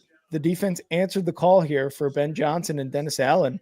And they got a loss in the first play, only let up a 3 yard gain, and then only let up another 3 yard gain or 2 yard gain after that. So credit to the defense here, man. They made a stop, and there's just over a minute left in the second quarter. Good job, defense. Let's go. Great stand for the Bears. And we got Gay kicking balls, and that is going to be no good. Doinked. Let's go. Doinked, baby. Woo! Let's go, Caleb. 2 minute 10 drive. Let's go. You got, minute 10. Oh, they're showing the replay of the doink here. Gay Cody Parkey that kick. What a gay kick. I love that little fist pump from Ben Johnson here. Love it. Oh, let's go, baby. Let's go. Love all the support in the chat. Appreciate you guys. Hat, Crafty, Ginge, Lily. Gay's kick wasn't straight. Comment of the day. The comment of the day. Caleb back to pass. Throw him deep right side, and DJ Moore unable to bring it in. No flag. Yeah, I thought it was good defense. Yeah. Great. They were just battling. Mm-hmm. I think there was some contact on both sides there too. There's enough time where I like the decision to throw it out here to DJ Moore. I'm seeing the replay now. Yeah, but you got enough time to attack the middle of the field, and if they're going to play the corners, you get a couple of those throws in the middle of the field with your tight ends, you could pick up enough yards to kick the field goal. Caleb takes a snap, looking, quick throw, left side, caught, and I believe that's Loveland. Goes for about 6 yards. 3rd and 4 coming up. Let's see if they can convert a first down. They've got one timeout. What are we doing, guys? Come on, let's get the play. They're either they keep throwing to the corner, or Caleb is running or throwing to the corner. Yeah, I think they can tackle the middle of the field. Yeah, Caleb takes a snap, and he gets away from a sack, rolling left, and he's going to get sack lunched either way. God dang it.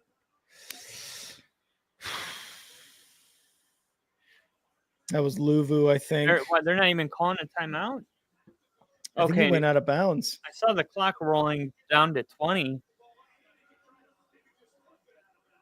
Oh, man. Yeah, Luvu, big hit. And that was a helmet to helmet. I'm not sure.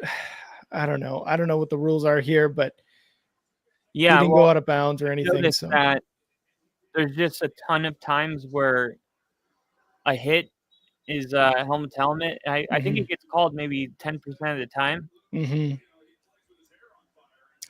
Man, that should have been a drive you take advantage of, man. Ah, man.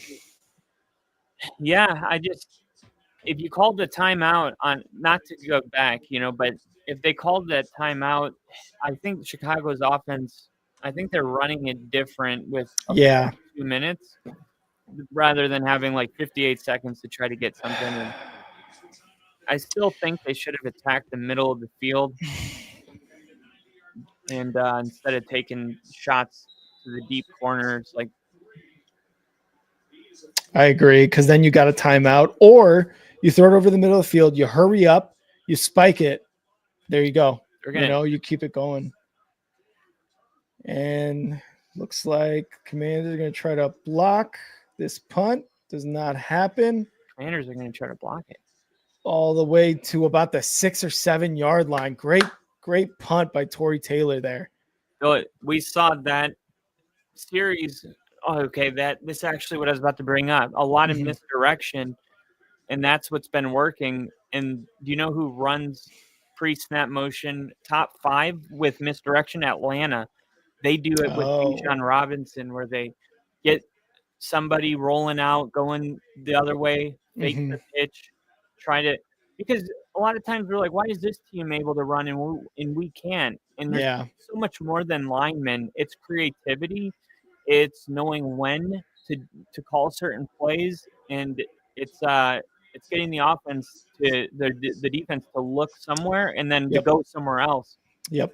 And I thought Ben Johnson had been doing a fabulous job until that last series of really kind of making you have to stay honest, with your eyes, and the challenging the defense with their eye discipline, because if you just get lost in all this motion, they'll be 20 yards behind you.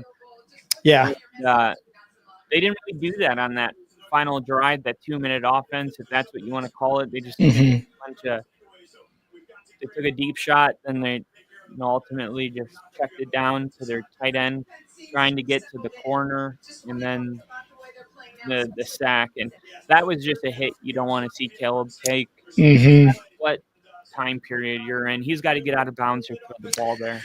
Yeah, I totally agree. Like, I know Caleb's trying to make a play and rolling left, which rolling left for a right-handed quarterback is going to be tough unless you're just, naturally really good at that. But Caleb definitely is much better rolling right. And like you said, just go out of bounds, man, or throw it away, but do not take that hit from Luvu, because if you are running, the ball, that hit could be way worse. You don't know what kind of hit that actually could have been if Luvu had really kind of put more power into that, or, went a little bit lower, what have you. But like you said, throw it away. You're under pressure. Just get it out of there. I know you're trying to make a play, Caleb, but in this case, it's probably best to just throw it away or just run completely out of bounds. It sucks, but Tom Brady did it. Mahomes does it. Peyton Manning would do it. Drew Brees would do it.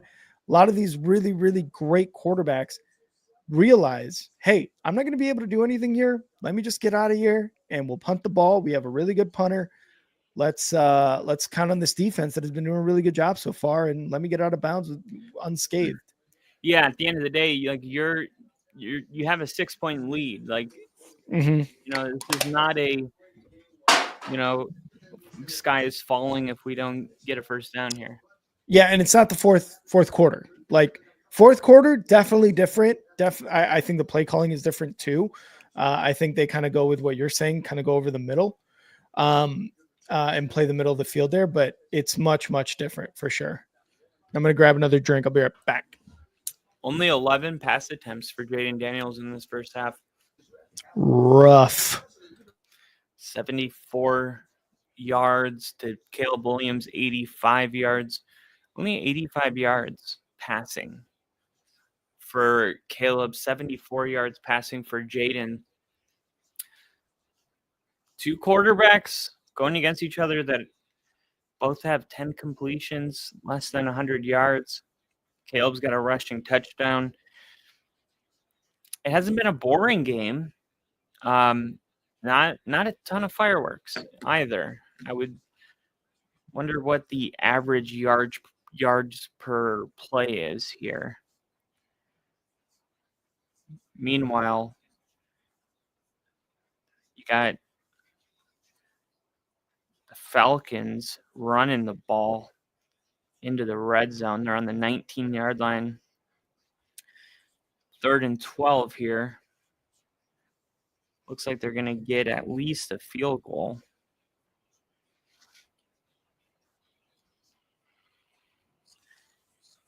If you're Buffalo, you're hoping that they pick up enough yards where they would go for it. Oh, and then they're not going to. Incomplete. Buffalo saying they got the ball. Still 21-14 in that game, right? Yeah, and that's an incomplete pass. It's going to be, I think, a field goal coming up here to make it complete. That was funny. That was so audible. What? The drink going in the glass.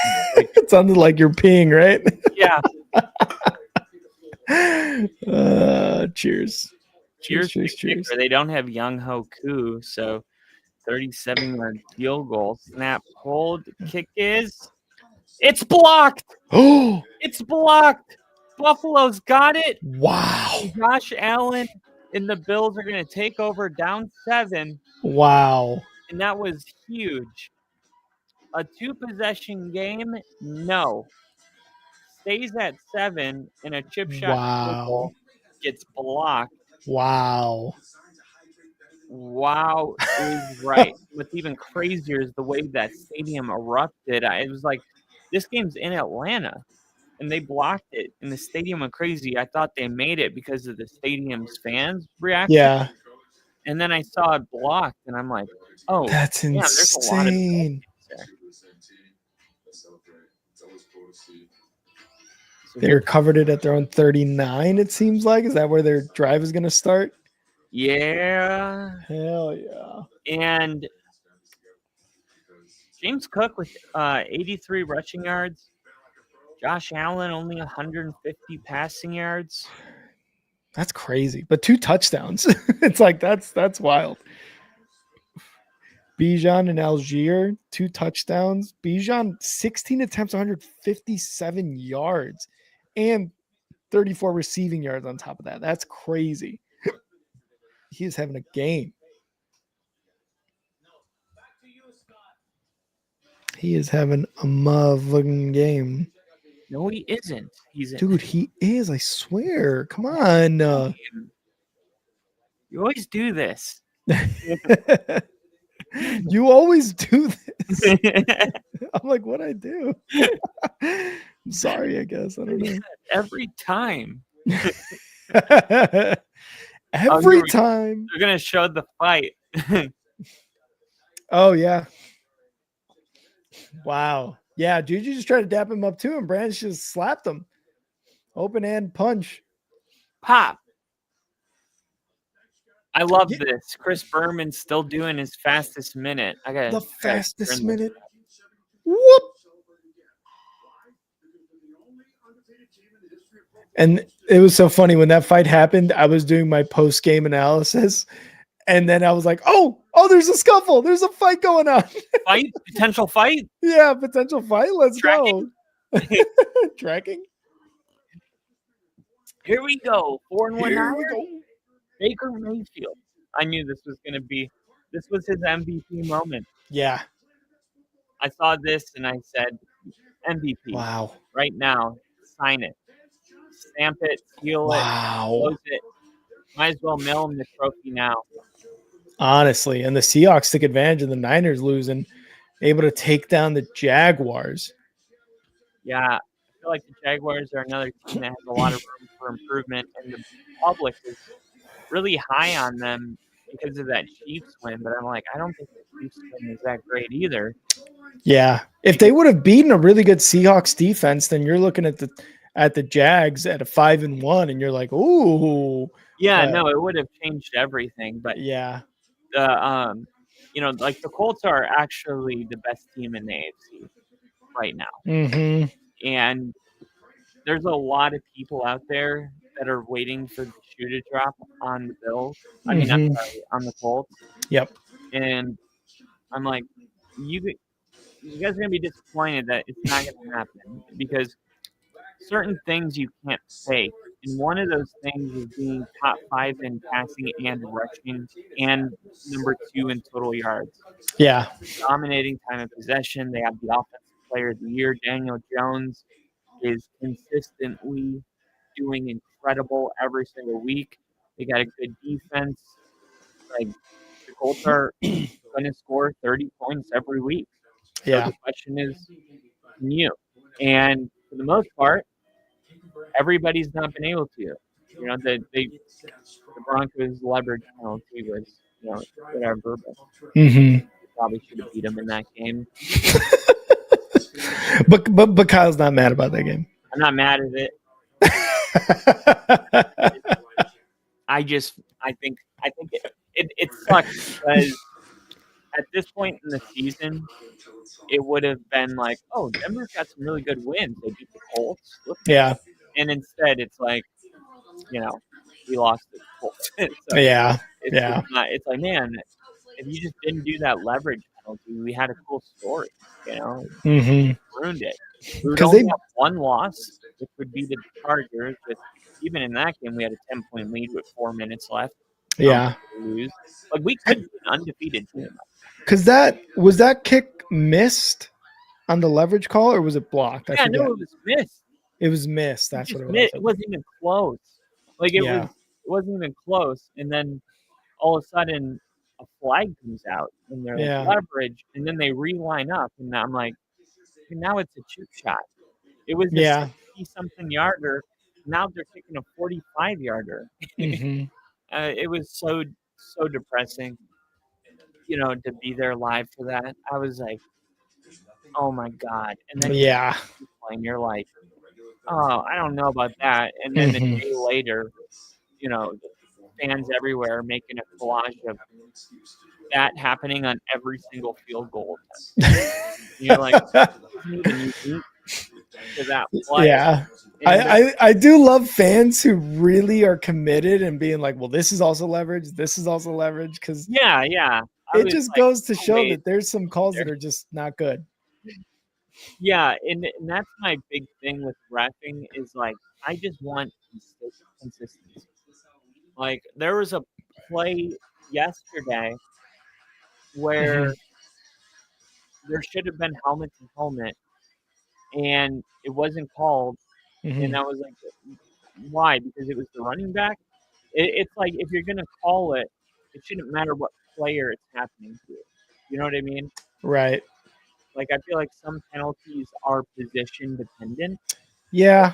If a quarterback takes this kind of a hit, we call it. But if a fullback does, you don't. And that's just kind of the league as it is. And I agree, like, regardless of who the player is, because even when we had Justin Fields, like it felt like every time he slid, he kept getting hit late. And we were like, where's the flag? And no flags would come up, right? So I felt the same way you felt. It's like, if it's a foul, regardless of who it is, if it's a running back sliding, if it's a tight end, if it's a quarterback, you got to call the foul. And you gotta be equal in that, in the calls. But it just doesn't seem to go that way, unfortunately. And even in this game when Caleb kind of got hit helmet to helmet by Luvu, I felt like that should have been a call maybe. I don't know. I just like you said, I don't think that it gets called as fairly as you'd like. But when it gets called, it's, if you're on the receiving end of that penalty, then you're like, this sucks. But if you're on the other side, you're like, this is great. I was going to ask you, because one of the biggest criticisms I have about the Bears, and there's a lot of teams in the league that do this, where, and we could even look to the Bills too right now. Why are they playing down to their opponent? And do you think the Broncos are doing something similar this year? Because against the Colts, obviously the Colts are a good team. one of the best in the AFC. But then you look at like the other games that they've played, and it's felt like, the Jets, for example, just this past Sunday, they've played down to their opponent. Do you agree, or do you think like what are your thoughts on that? Because that's the thing I have with the Bears and a couple other teams. I do. I'm kind of disconnected from a lot of Broncos country with like them saying like, oh, it's the play calling. Mm-hmm. I don't feel like it's the play calling. Like for me, I feel like it comes down to execution, Right. and penalties. Like we had 21 points off the board from holding penalties. Jesus. Oh shit. Seeing a return. Oof, all the way to 40 to the 41 yard line for the Commanders. Yeah, it's like you look at the plays, and then it was like in the Eagles' fourth quarter, they're like, oh, it's like Bo Nix turned into a new quarterback. I was like, no, we didn't commit a penalty in the fourth quarter. It's like all of our drives, Right, had drops, fumbles, or penalties in our drive. And I felt like the Jets played really good defensively. I didn't like a lot of our calls, but I almost think Sean was trying an experiment against the Jets. mm-hmm. He wanted to see like, okay, if I just stick to the running game, would it eventually work? Yeah. But the Jets were the kind of opponent he could test it on. And it's like, no, we got to pass. We need to be a pass first team, but right. Ultimately, not every win is going to be pretty. It's the NFL, and it's like 80% of wins are decided by one score or less. And Mm-hmm. you see a team that's winless, but what you don't see is that Sean's really good friends with Dan Campbell, Ben Johnson, and what's the defensive coach for the Jets? The head coach. Oh, Aaron Glenn. Aaron Glenn and Ben Johnson, they're real tight because of, Dan Campbell coaching on. Almost a tackle for loss. You join a new team and it takes a lot of time, and people forget like the Lions with Dan Campbell started were 0-6 before things started getting better. Yeah. And Sean believes that that's where the Jets are. Like Mm-hmm. they're not that far away. They don't have the quarterback. No. And, they're gonna be a tough team, even though their record says that you should stomp them. It's still an NFL team. You know what I mean? Mm-hmm. I agree with that analysis, especially the not having a quarterback for the Jets. And quick throw gets broken up by Nahshon Wright, making up for his couple penalties in the first half there. And I like how you said that too, is like, hey, sometimes it's the penalties. Sometimes, in what other Broncos fans are saying, like maybe the play calling, maybe just the play on the field, or maybe it is just you're in London. Both teams are experiencing a different time zone, and it's just a weird setup. So a lot of factors to include there. 2nd and 10 as Jayden Daniels goes back to pass under pressure, avoids a sack. Oh my God, they should have got him, and he gets a first down on a run inside the 30. Those are the plays I hate more than any. Yeah. There's nothing worse than having a 5 to 6 yard loss turn into a 15-yard gain. It's like in first down. Yeah. And how does he? God.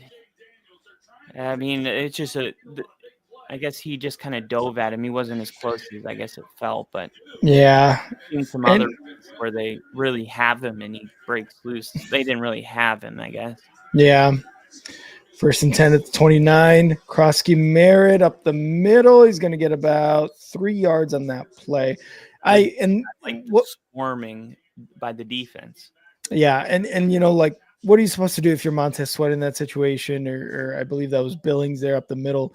It's like you got to get to him, and if you miss him, you miss him. That's what happens with these dual threat quarterbacks, like your Lamar Jacksons, your Jayden Daniels, and even to a certain extent, your Justin Fields, right? Like these guys can get away from those sacks when you really think they're going to get them, and instead it's a first down. 2nd and 6 for the Commanders. Jayden shotgun takes a snap under pressure, looking, throws right, going deep to nobody. And it's 3rd and 6. Are they? Oh, they might call an intentional grounding here. He was in the pocket. He was under pressure, but there's no receiver there. And they're going to call a flag. Yeah, this is another penalty that they got a conference about. The Eagles were mad about one of these from Knicks, and they said it should have been. But the rule is if there's a receiver within 15 yards, which that is not even close, it's got to be intentional grounding every time. There shouldn't Thank be God. a conference about it. He's not out of the pocket. The ball is 30 yards away from the closest receiver. Like, what are we talking about? Yeah. And we got KC in the chat. He says, I'm here for the second half. KC, welcome, welcome, welcome. Thanks for stopping by. Welcome to KC. Welcome. I mean, KC, welcome to Only Football. 3rd and 16. I'm KC.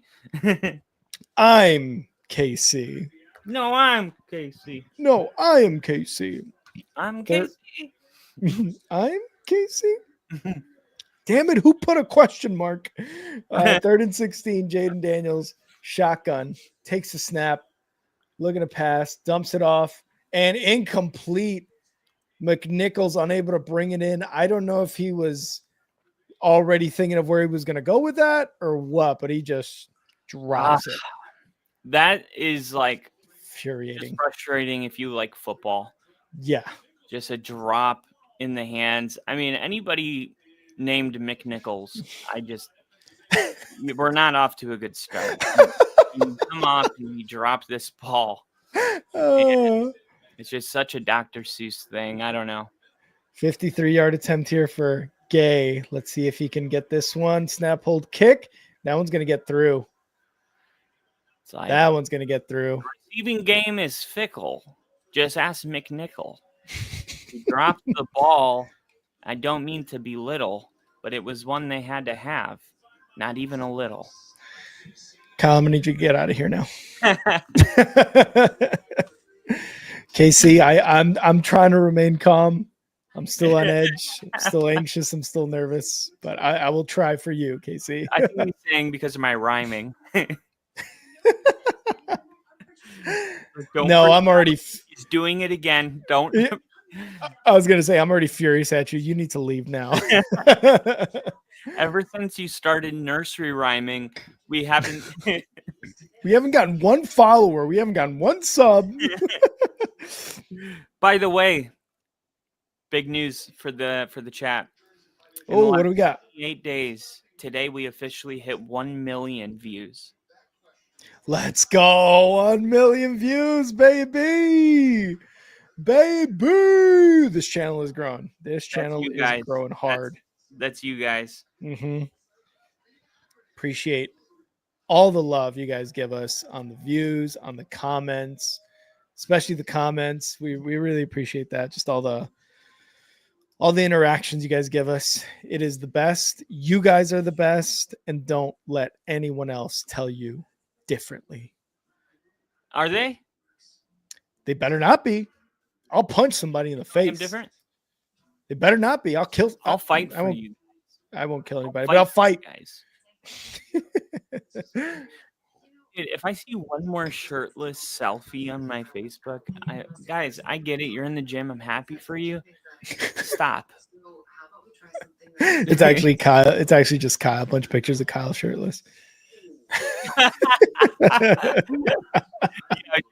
Just see if it was cool or not. Yeah, he's just testing the waters out there.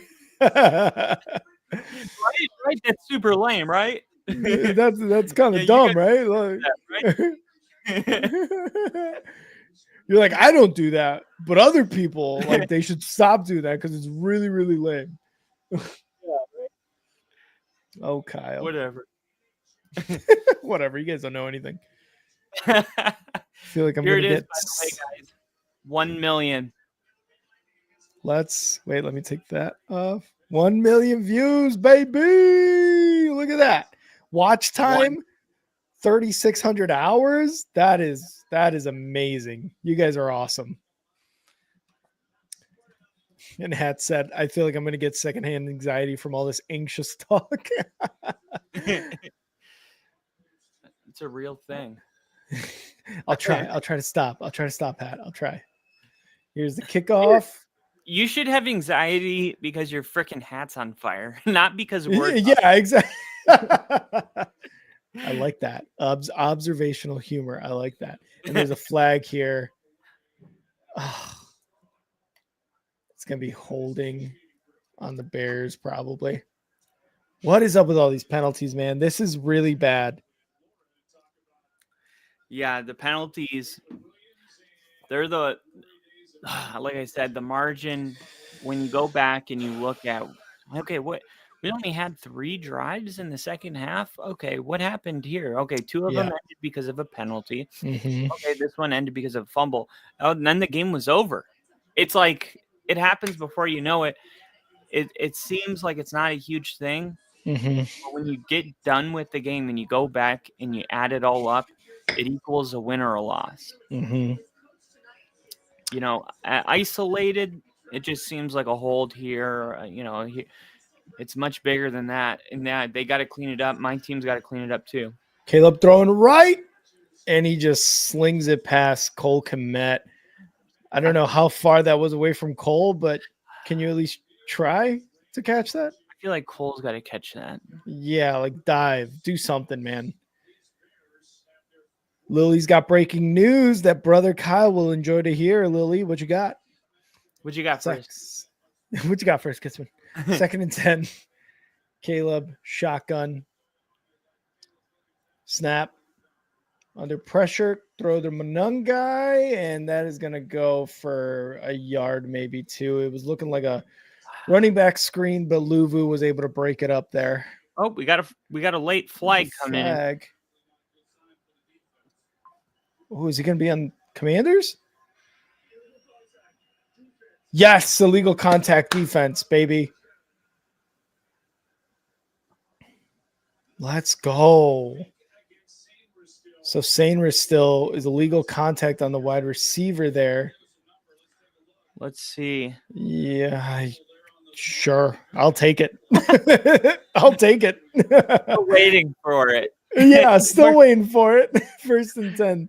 Under center, Caleb motions Zacchaeus left side, takes the snap, hands it off. Manungai left side and is able to get 6-7 yards there on that run. Lily said, I finally learned how to ride a young gelding earlier today with split reins. Let's go, Lily. Congrats, man. Riding a horse is difficult. I've ridden a horse maybe 3 times in my life. That's hard. 3. And I would like to see them fake the run here, throw it. Maybe take a touchdown shot to Dunze or more. Here we go. Caleb throws right side. There's a Dunze to the 40, 45, all the way to about the 47-yard line. Hell yeah. I like the receiver. I just think they could have taken a shot. I mean, you can't complain when you pick up positive yardage. They're just got him crossing. Nobody even close to him. But I like the decision to line up in that kind of bunch formation and then throw it on 2nd and 3. Yeah. You want to be unpredictable. You really don't know what they're doing here. 48-yard line, Caleb under center. 4 receivers, 1 running back. Manungai in the backfield. Takes the snap, fakes the handoff, looking to pass. Looking, goes over the middle, and that's caught. That is going to be Burden. That's what I'm talking the red about. Zone. I want to see him more. They better not pull him off the field either. I'm tired of this crap. Pulling him out of the game every 3. No, give him a play. Oh, 50 yards. Take him out. Great ball placement by Caleb. Wow. Yeah. And then Burden just does the rest. His ability to, man, he put him on skates. 3. Yeah. Oh, of course. Yeah, there he is off the field. I know. I hate it too because of what he just did. But God, there's so many mouths to feed on this offense, and there's going to be a toss to Manungai up the middle. Manungai breaks a tackle and gets about 5 yards on that play. And we got Liam in the chat. What up, Liam? Big time first down. Absolutely had inside the red zone already. Let's keep it going, baby. Let's get it going. Yeah. And notice they came away from the running game. They haven't been running the football, but Mhm. they're having success throwing it here. Wonder if they'll go back to the ground game soon. Shotgun, fakes the toss. Oh my God, that was almost intercepted. There's a quick pass over the middle. It looked like somewhat of a slant or a post route by Komet, I believe. Yeah, and it was a one breed thing. He never even Yeah. considered. He never even considered that Close that to guy was going to Loveland. make a play. He just decided he was going there with the ball, I think, Yeah. before. But 3rd and 6 now. I think Adunze's been your guy. He leads the Yeah. Bears offense in red zone targets. You got single coverage at the top of the screen.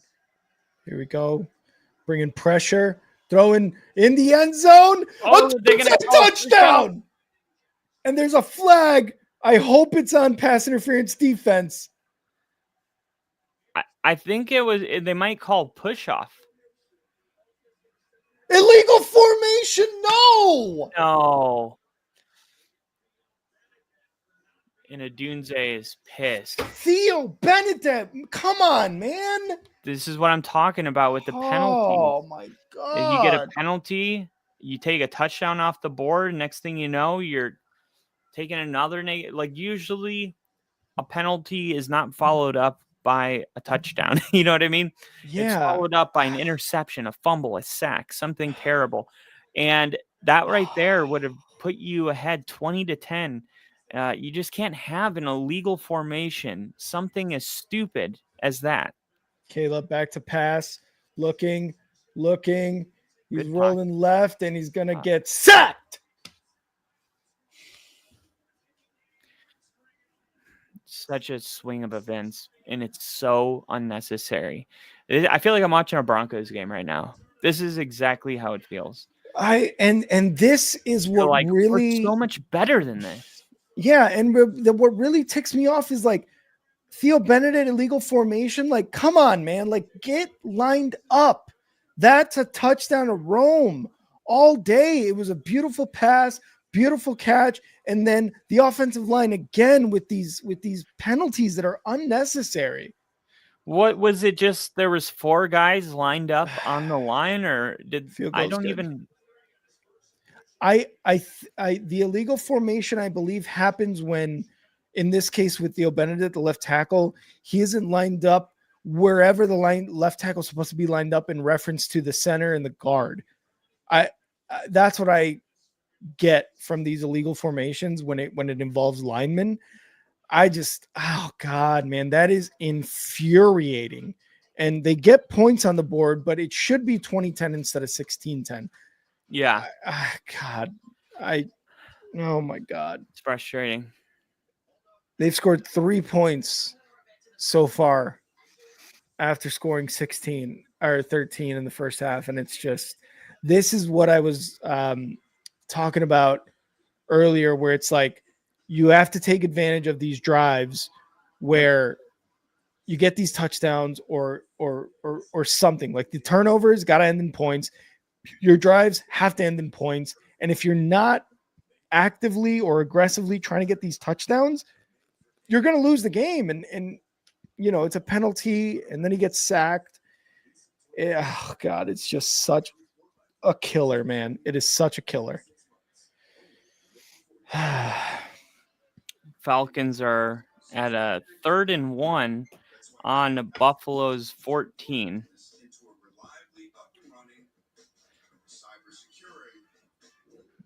And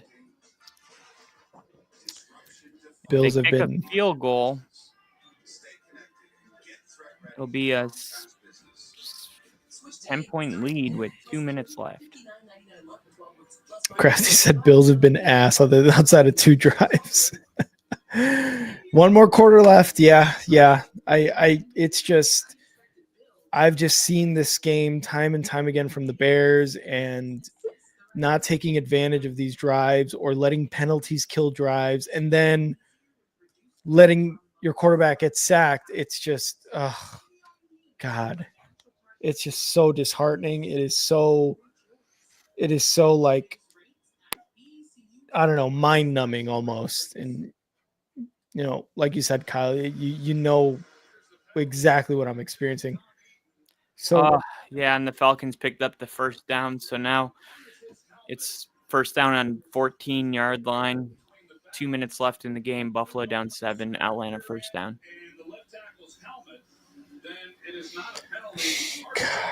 Now, what's the penalty? Let's see. something about his helmet being lined up between the backs of the guard and the center, or the guards and the right tackle. It's amazing I don't get it. these refs know. I don't get it, When man. you think about it, like these refs, dude, I love his hair. Yeah, they're calling him From Adunze. Oh, that's great. Yeah, or Rome Fro Dunze. It's just so nice. I wish I could. Here we go. Commanders take it at the 6, and they're going to get a really good return here. 35, Caffrey. 40. What are we doing on special teams, guys? Come on. Oh, Hightower. Laundry. There's a flag. Some laundry on the field. Is it on the Commanders, you think? Yeah, usually is. Big return. Yes, illegal blindside block. 15-yard penalty, personal foul. Let's go. Jordan McGee. Can't do that. You can't do that.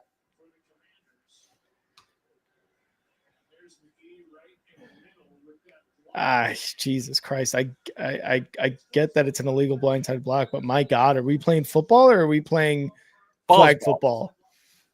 What'd you say? Playing football or balls? Yeah. Like, don't get me wrong. I will absolutely take this penalty as a Bears fan, but I don't know, man. Like, this is football. 16-yard line. Jayden, shotgun. Takes a snap, hands it off, and Merritt sheds a tackle and gets 8 yards. My God. He's really insane. The way he runs the football, he runs so much bigger than he is. I mean, this is your shotgun run. Look at this. You got safeties coming up. Open field tackle. You got to make that. What are you waiting for? Yeah. Go deliver that hit. That's why I love watching Hufanga play. The safety we got from San Francisco, the dude is a heat-seeking missile. Like, he just runs up and just the play doesn't come to him. He comes to the play. 2nd and 2. Hand it off again. And Merritt looks like he's going to get a first down. Yeah. Fight here soon. Down. It might be on the next play. I can see it building. Whenever you're running the football and it's working, things get really uncomfortable for the defense. And when it looks like anger is building, I love it. This is like an unofficial rivalry. And the Bears and Commanders have played, I think, every season that we have done this podcast, they've played.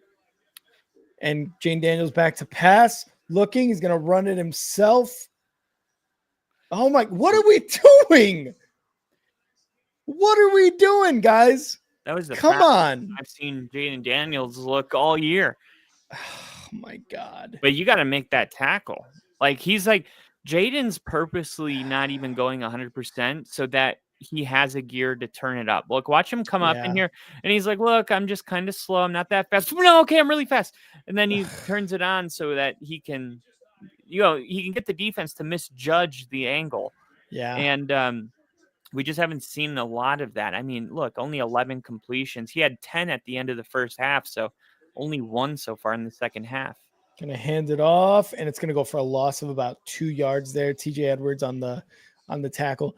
Yeah, man, and that's the crazy part, is that he didn't look like he was going full speed, Jayden Daniels there, and he was still able to avoid those tackles, get a first down, get 15 yards or whatever it was, and he wasn't 100%, which is scary to think about if you are an opposing defense. 2nd and 11. 38 rushing yards, 88 or 98 passing yards. Jayden Daniels, shotgun. Takes a snap, looking.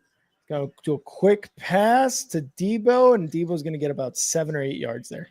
Yeah, the Bears, the way they're playing defense, it looks like they're running a QB spy, so they got a little wall built up, and it's like, okay, let's just snap the ball and throw it right away because we're getting man coverage at the slot receivers, and let's find the mismatch. Where's the linebacker? Okay, well, you're gonna. No, that's Kyler Gordon, or is that McLeod? I think 26 was Nashon Wright. Nashon Wright. Okay. Yeah. 3rd and 2. Big third down. Daniel shotgun. Oh, they're changing the play. Snap. Looking to throw. Quick throw. Incomplete. Yes. They're going to go for this. They are. Yeah. 4th and 2. Jayden Daniels looked over and he's like, yeah, we're going for it. I think a lot of the vibe, too, is whether or not you're going to go for it on 4th and 2 was if the previous play you stopped yourselves or the Bears stopped you. And you get a drop on 3rd and 2 and you think, okay, well, if we do it again and just don't do that, we would convert. So it feels a lot different than if the Bears just stuffed you and now it's 4th and 2, you know. Jayden shotgun, 4 receivers wide, looking under pressure, throws. How is he so wide open, guys? Yeah, and you got a defensive tackle playing DB. I mean, what they were that sure that they were going to run it. I felt like everyone knew that they were going to pass it. The last play worked perfectly. It was dropped. So they go with a similar back shoulder on the right side, but nobody accounts for the running back. This should be a touchdown. If this ball's thrown better, yeah, if he leads them with touchdown.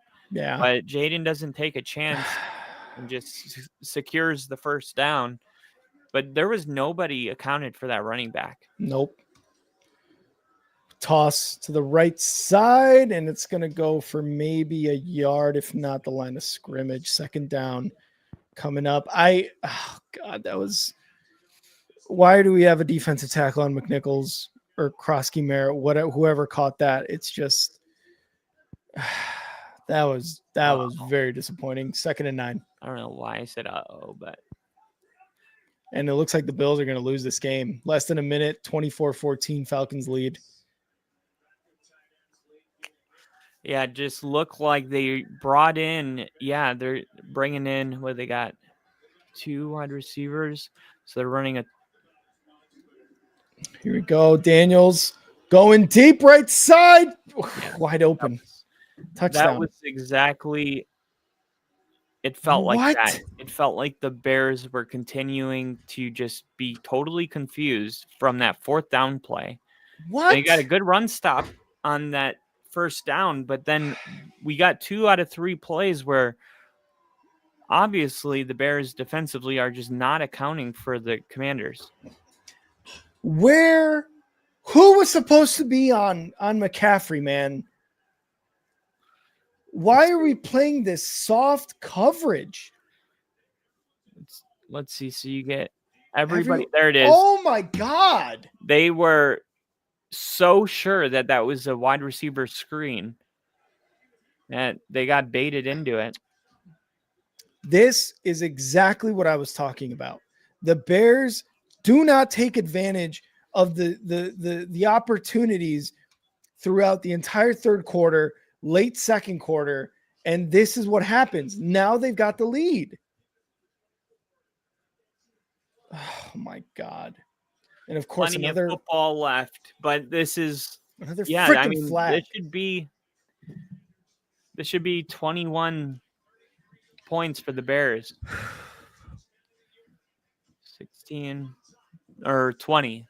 This should be 17 right now. It should be 20-17 right now. And instead it's a 17-16 lead by the Commanders. What are we doing, Dennis Allen? Come on, man. How are you going to let a guy like Luke McCaffrey just wide open?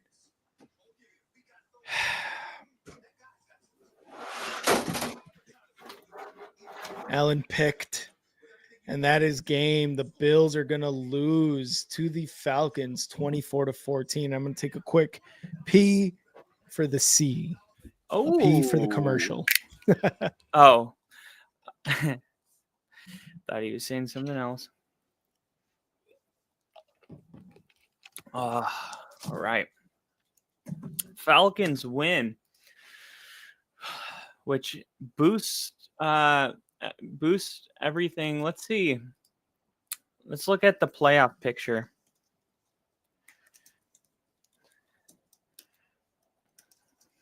If the season ended today,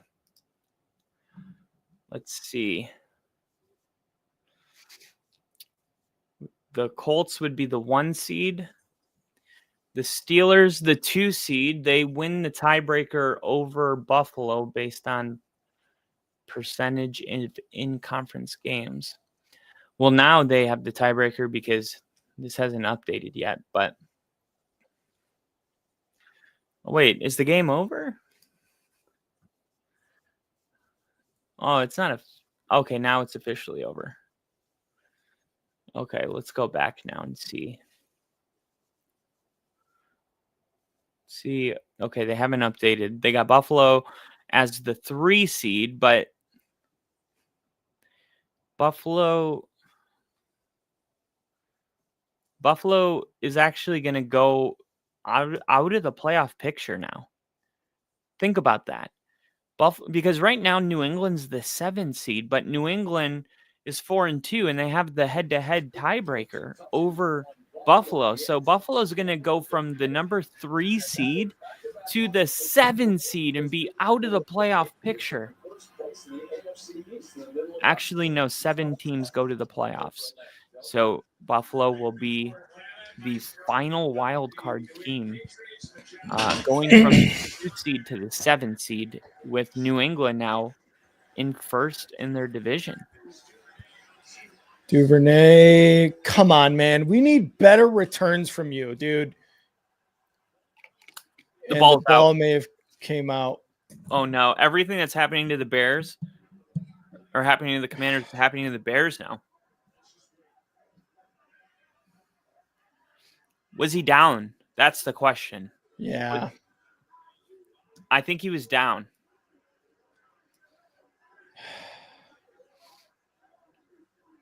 Do we think he was down? They're saying Bears ball, luckily, but maybe. Let's see. Hit and down. It looked like he was down. Question? Oh, God. 7 penalties, 65 yards for the Bears this game. Special teams has been a huge issue on both covering kickoffs and returning kickoffs, because this is bad. Duvernay was signed to the Bears for his returning abilities, and so far has shown nothing this game. Caleb shotgun, hands it off, and it's going to go about 5 yards. DJ Moore on the carry there. That NFC South is suddenly a good division. Yeah. I think the Bucs still win the division, though. Oh, man. Here comes a man, Aaron Rodgers. Let Steelers, they can win Thursday, and Colts lose on Sunday. There you go. Okay, now I'm nervous for the Bears. Yeah, hat me. That makes 2 of us, if not a ton of us, including a lot of Bears fans. But yeah, I'm right. I'm super nervous. 2nd and 6 here. Caleb under center. Snap. Handoff. It's going to be DeAndre Swift. Big first down to the 41-yard line. There we go. 2 minutes left in the third.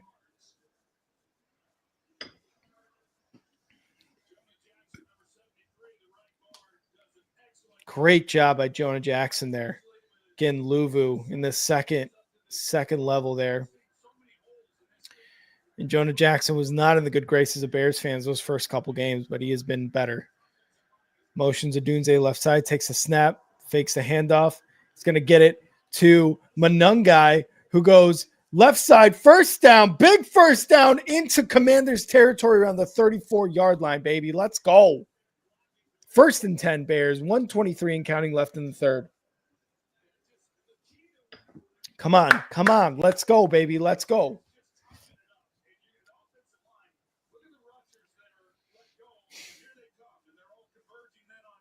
Great call there. Great call there. Drew Dahlman up. Cole Kmet over there for blocks. Yeah, Manunga, if he bounces off to the left instead of the right, then we might be seeing something different. And DJ Moore's on the sideline again. Ginger, I know you asked if he was hurt, but he wasn't up until now. I just saw him on the sideline. Caleb back to pass, looking, going to take it himself, and he throws it incomplete. He should have just taken it himself there. He got a little too hyped on that throw to Zacchaeus. DJ Moore back out there. Keep him on the sidelines, man. He's visibly limping.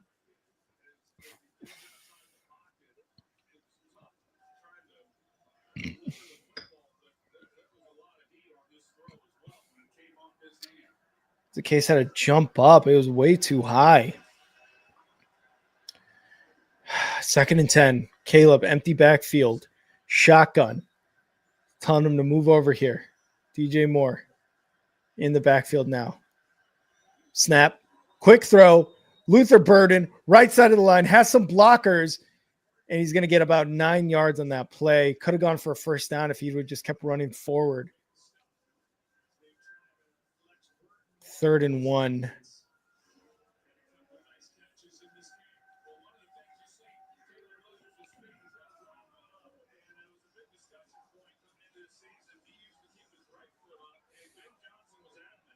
Oh, dude, just move forward there. Don't worry about that tackle on the right side. Just 3rd and 1 here. 7 seconds left in the third. Let's see if they can get this play off before the end of the quarter.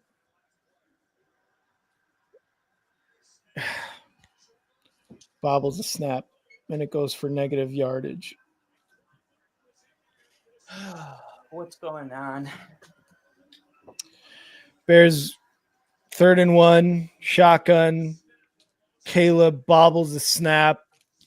He was going to hand it off. It seemed like to Roshan, and instead he bobbles the snap and loses 5 yards.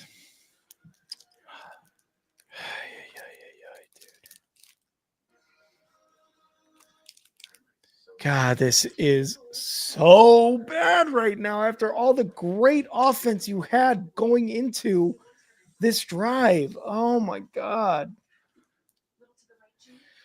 I'm freaking out, man.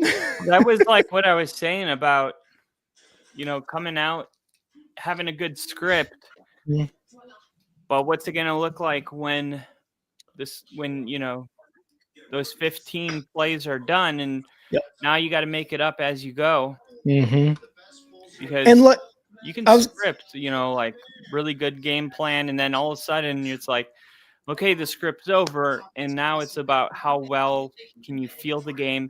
And then it's like, as fans, we always blame the play calls, and we never blame the execution. Yeah. Ever.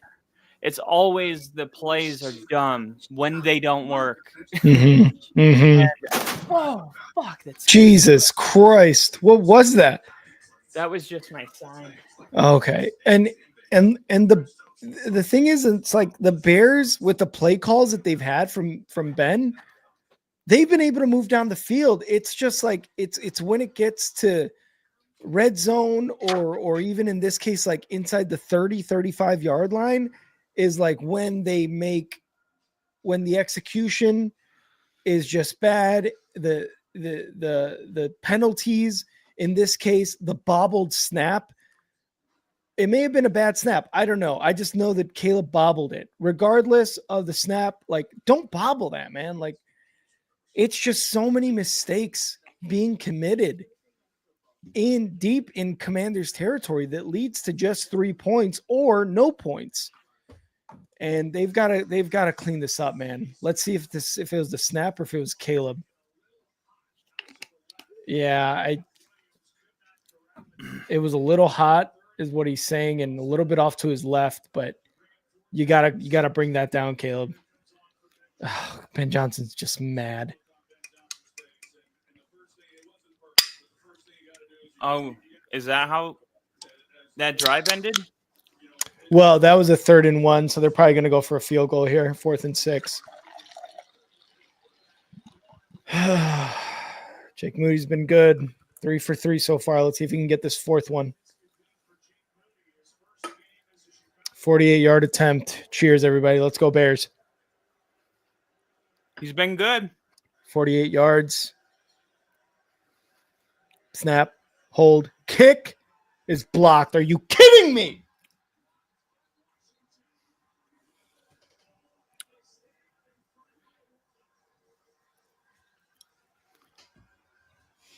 Why is that becoming so common?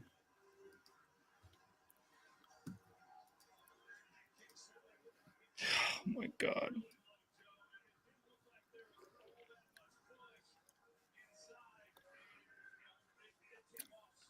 Well, yeah. I mean, he didn't even have to jump. He could have just stood there with his hand up. I mean, you can't kick it that low. And remember, this is somebody that was just cut. Let him remind you why. That's a kicking block. That is him.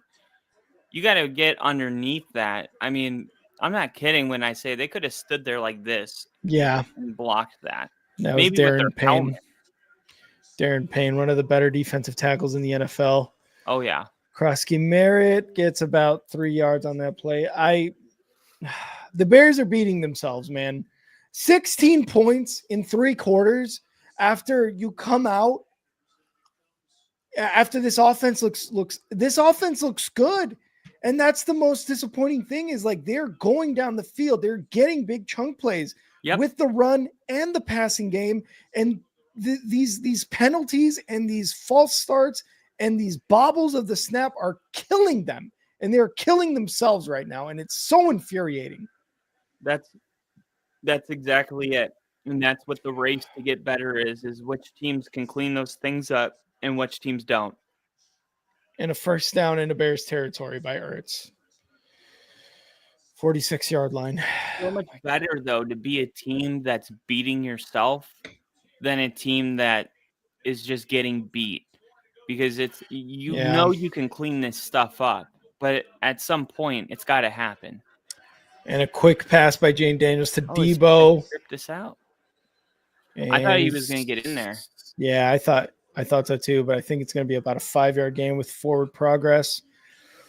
It's and the thing is, dude, it's like, yeah, they should be able to correct these, but it has been every single week pre-snap penalties in general. Just not taking advantage or not being able to score in the red zone when you need to score. And it has just been week after week after week after week. 2nd and 6. Jayden fakes the handoff, quick throw over the middle again, wide open. And there's a flag.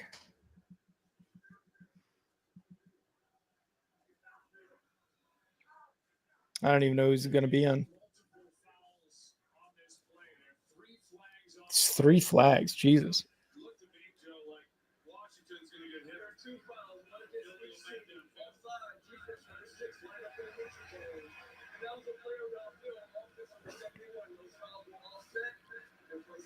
So replay 2nd down, offsetting penalties. What is the defense doing, man? What are you guys doing? Stop committing penalties. 2nd and 6, 13 minutes left in the 4th. Well, they've been testing the passing defense. They kind of went away from the run. Yeah. What was it? McCaffrey last time. Yeah. See if they 4 wide. Bear showing pressure. Takes a snap. Throwing deep right side. Wide open. They keep getting. Is going to be against the Bears. They continue to keep being able to not be able to cover the field. Like that throw is that's just like an easy pitch and catch where it's like, okay, you're gonna run a zone defense. Well, we're gonna just throw it between your safety and Tyreek Stevenson, and it's just a simple go route. And that's it. That's the difference. Tyreek got beat. That little stutter step. And then he has no help over top. Well, he does, but he's responsible for the whole field. And good job on Daniels just zipping it there before he could get there. Jayden hands it off. Krosky Merritt. It's about a yard. This game, the Bears were up 13-0 at one point, guys. I want you guys to remember that. The Bears were up 13-0 in the first quarter and have scored 3 points since then. God. Yeah, and it's been I feel like their rushing defense has been solid. Like, Yeah, hasn't been they perfect, have. but now yeah. here comes McCaffrey. You're seeing McCaffrey. Okay. You got Ertz lined up at tight end. You got McCaffrey and Zertz coming into this game.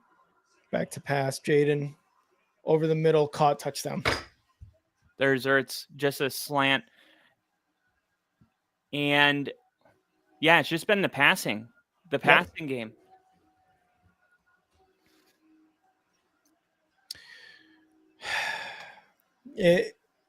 Still a one-score game. I don't even know what to say. Looks like a young Travis Kelce. Yeah, his picture there on the bottom. Yeah. Yeah,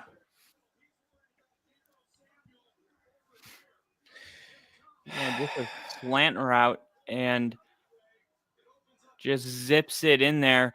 He didn't wait too long because you guys had a middle linebacker at 53, so he had to throw it on the outside shoulder. Right when he broke, the ball was there. That was just a really, really good throw and not really good defense. That's what a really good quarterback does. Like, they exploit defenses that, aren't covering ground as well as they feel like they can, cause a mismatch everywhere. And like, I feel like the Commanders passing lately have been able to do really whatever they want. It's like, what do we want to, who do we want to give the ball to? All right, we'll just run this, Yeah, and the Bears are doing zero adjustments right now on defense. They're committing so many penalties that it is so infuriating when this has been a point of conversation all year. If it's not the offensive line, it's the defense now. And it's just, I cannot believe how many opportunities the Bears had and have squandered away time and time again this game alone, not even counting the entire season before this. But they have squandered so many opportunities in this game. It is absolutely ridiculous. And this is like, not only is this a game where the Bears want to win it for, somewhat of a revenge from last year, we got to remember, this is the same team, the Washington Commanders, that beat the Detroit Lions last year in the playoffs. Ben Johnson was the OC. So Ben is also probably trying to do his best to beat this team. But my God, the players are committing too many penalties and squandering away all their opportunities. And it is ridiculous that this has happened every single game.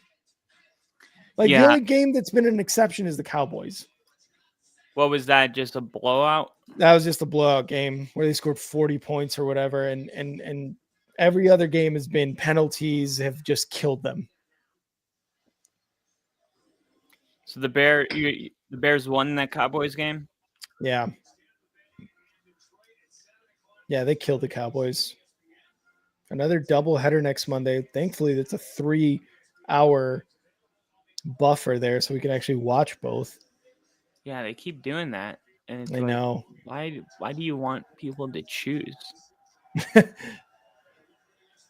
Yeah, like this game, Bills, Falcons, Bears, Commanders. Yeah. Yeah, I would have loved to watch the Bills Falcons game. Yeah, same. Seemed like finally a really good return by Duvernay to the 34. And there's a flag. Oh my God. It's literally every time the Bears get a positive play. Every time. every single time. This better be an egregious penalty.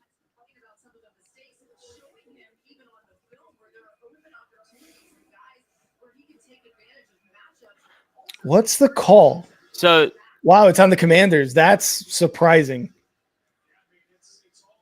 And okay, so there's I'm grateful something going for on it. where apparently the offensive coordinator has been showing Caleb on the tablet that there's been a lot of open opportunities, and Yeah, they're JT like Barrett, the QB coach.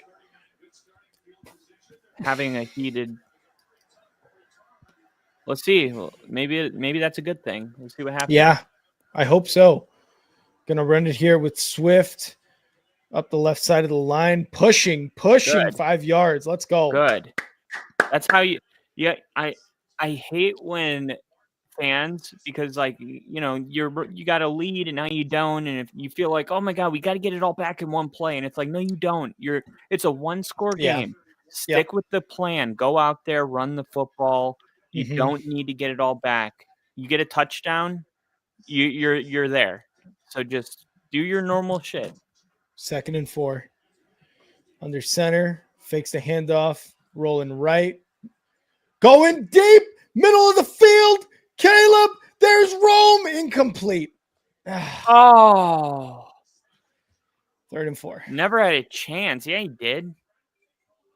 I think he had a chance there. He had his Right, hands on and it. never had a chance. What do you call that? Yeah. Jumped up and had 2 hands on it. Mm-hmm. Now I don't. This is kind of what I was just saying. Like, was that play there? No. Do they need that? No. Like, I mean, why? That's what the energy that play gives me is like how I used to feel with Russ, where like he's like, I got to make it all up in one play. Yeah. And it's like, No, you don't. all right, Caleb, like, Yeah. you don't need an 80-yard touchdown here. Caleb back to pass in the pocket. Quick throw. There we go. Goes to Zacchaeus. No, sorry. DeAndre Swift. 20, 15, 10, 5 touchdown. Let's go, baby. Woo! Is there a better metaphor than what we were just saying? To instead of trying to get it all in one play, is to let your playmakers make plays. Yep. And Get DeAndre Swift did it. Let DeAndre Swift be DeAndre Swift. That's it. Like that is the contrast of that play before that. Yeah, 100%. Great job shedding that tackle with a little stutter step and then moving towards the middle of the field and losing that tackler. Let's go, baby. We're back in it. Let's keep that going, man. 2-point attempt, trying to tie it up here. In the shotgun, Caleb. Snap, looking, rolling right. No, he's under pressure. Rolling right, throws it. Incomplete. Oh, you got to catch that, man. Yeah. Caleb, that was a great job.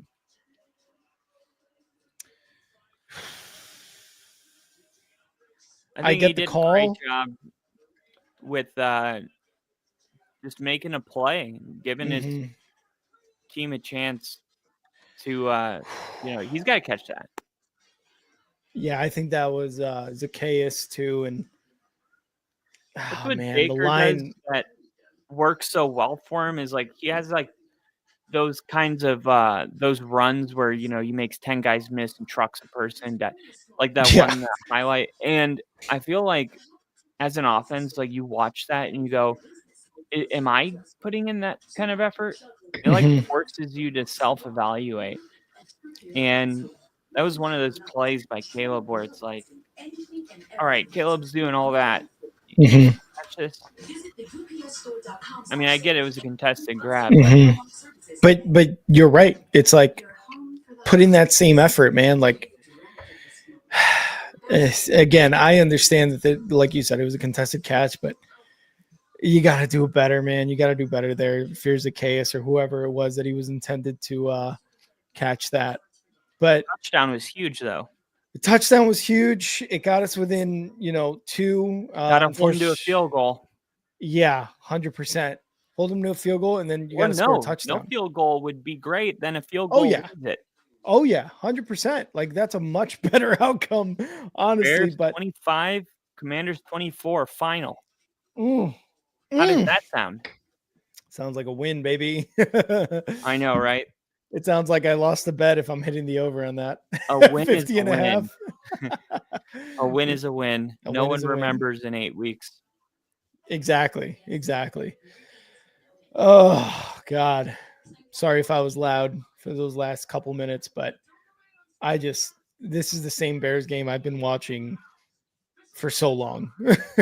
And I love Ben and I love this offense and I love Caleb and I love everything about this team this year, but it is just like it's like the same song being played on repeat here.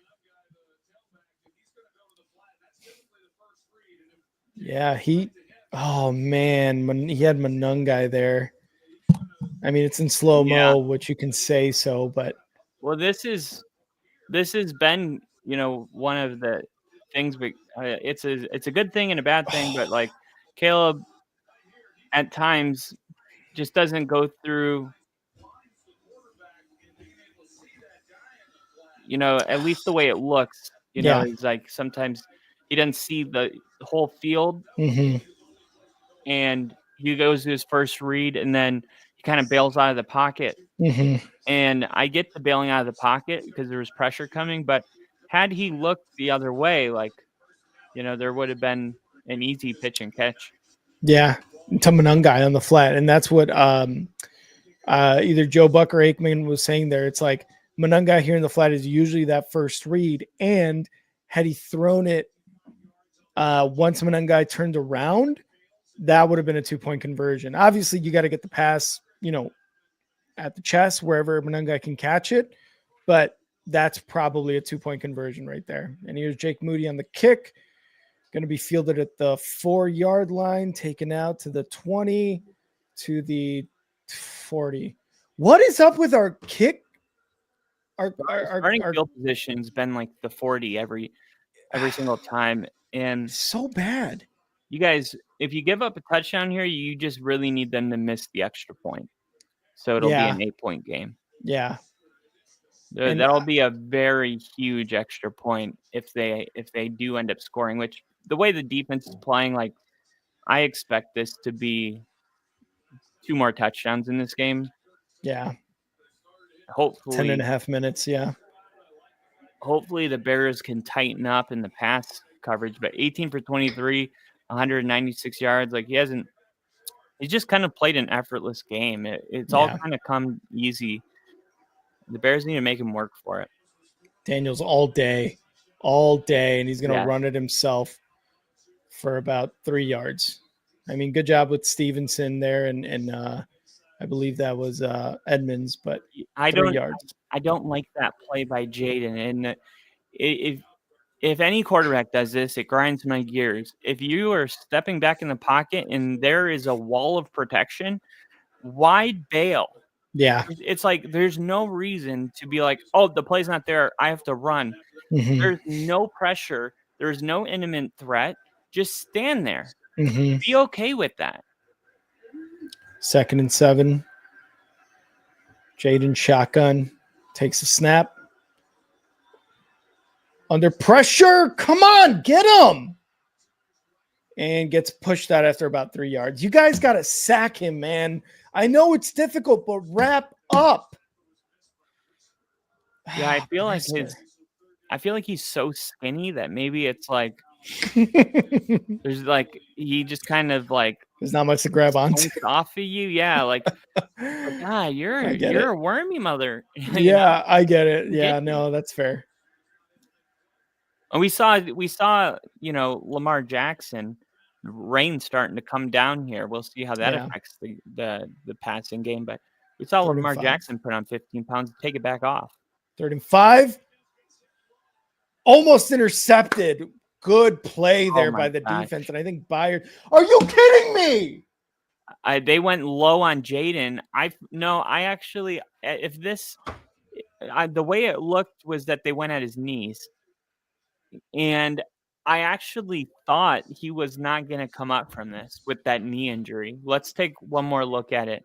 I only saw it in real time. Oh, he did come up limping.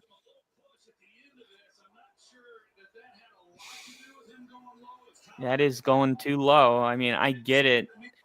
You don't like it, but Brisker needs to know to not go low on the quarterback like that, man. That's a punt. And the defense, another penalty again. Ruins a good stand. Hands it off. He's going to get stuffed at the line by Edmonds. Good job by Edmonds there. But oh my God, dude. Oh my God. Penalties after penalties. I'm ripping my hair out over here over these penalties, dude. They've got to stop doing dumb stuff like that.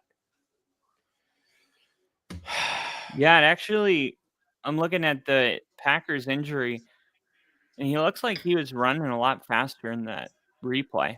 Yeah, I agree. You're going to hand it off again. Nope, they're going to pass it incomplete. All right, let's play some clean third down. Come on. Is that too loud, Kyle? I'm trying to get away from the mic while I yell. No, it's actually coming out pretty clear. Okay. I just don't want to be yelling in people's ears who's ever watching this right now, especially yours too. No, you're good. Yeah, okay, this ball just gets tipped. Good job by Nice. 98 getting a hand up because Sweat. that would have been an easy 6-7 yards. Empty backfield, trips left. There's going to be some confusion here on those trips left. Watch out for that. And he's looking and he's going to throw. Incomplete. There we go, baby. There we go. Finally. No Good flag. defense. Clean play. Good defense. Looks like they had nobody to account for Montez Sweat, and you got no running back. Wow, I thought that was going to be a screenplay in the line. I feel like the offensive line just gave up on everyone. Yeah, and Zach Ertz was supposed to chip him, and he never even got a hand on Montez Sweat just out juked him, and it was like, okay, well, now you didn't get a chip, and you got a free Montez Sweat. Yeah.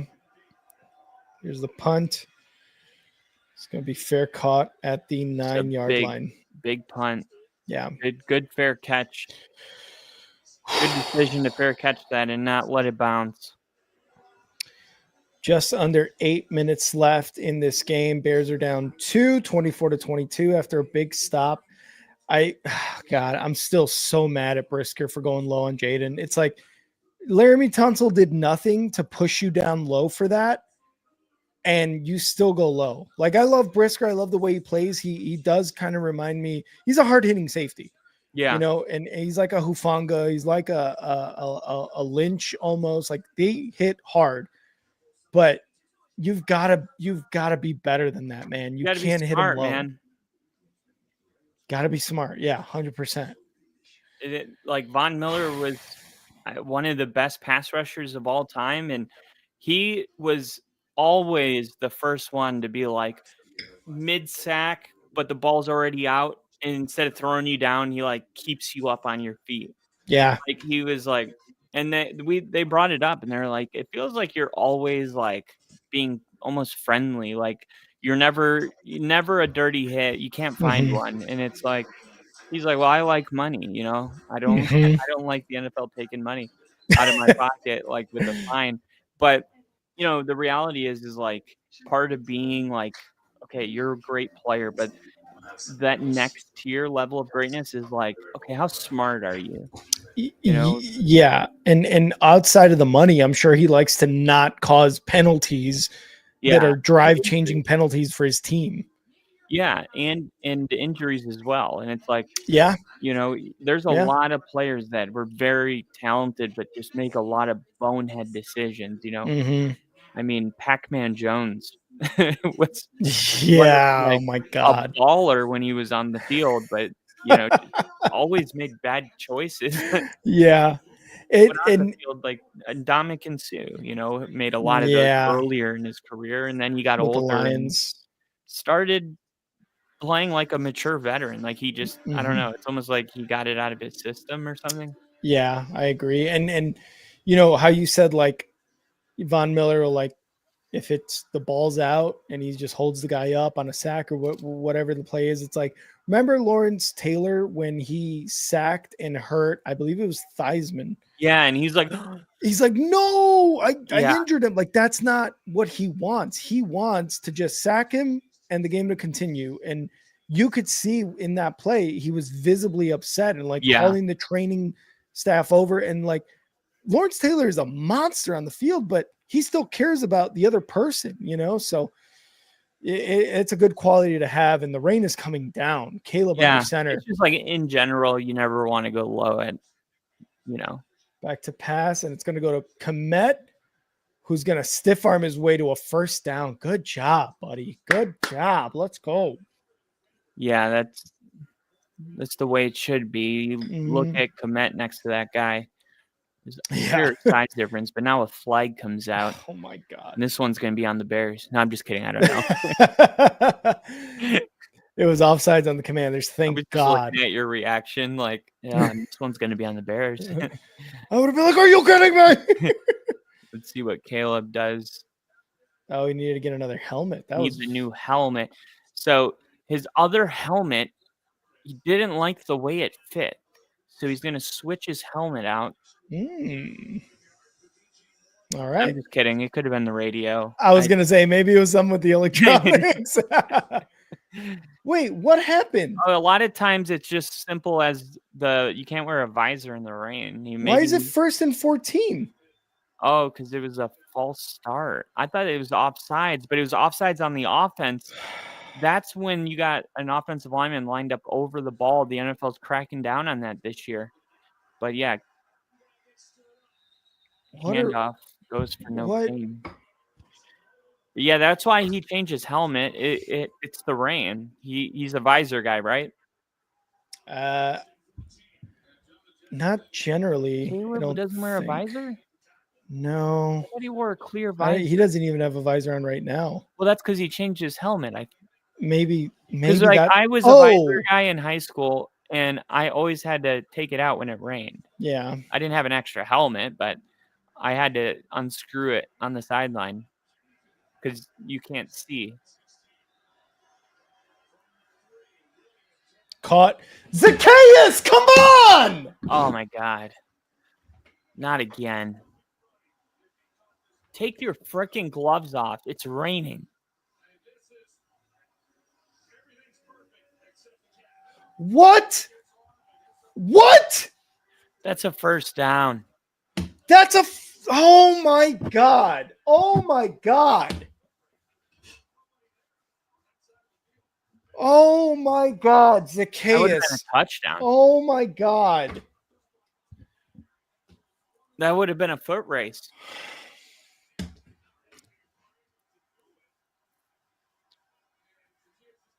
Maybe not a touchdown, but like a 50, 60-yard game. 4th and 2. Zacchaeus actually catches it this time. Now they're going to have to punt it.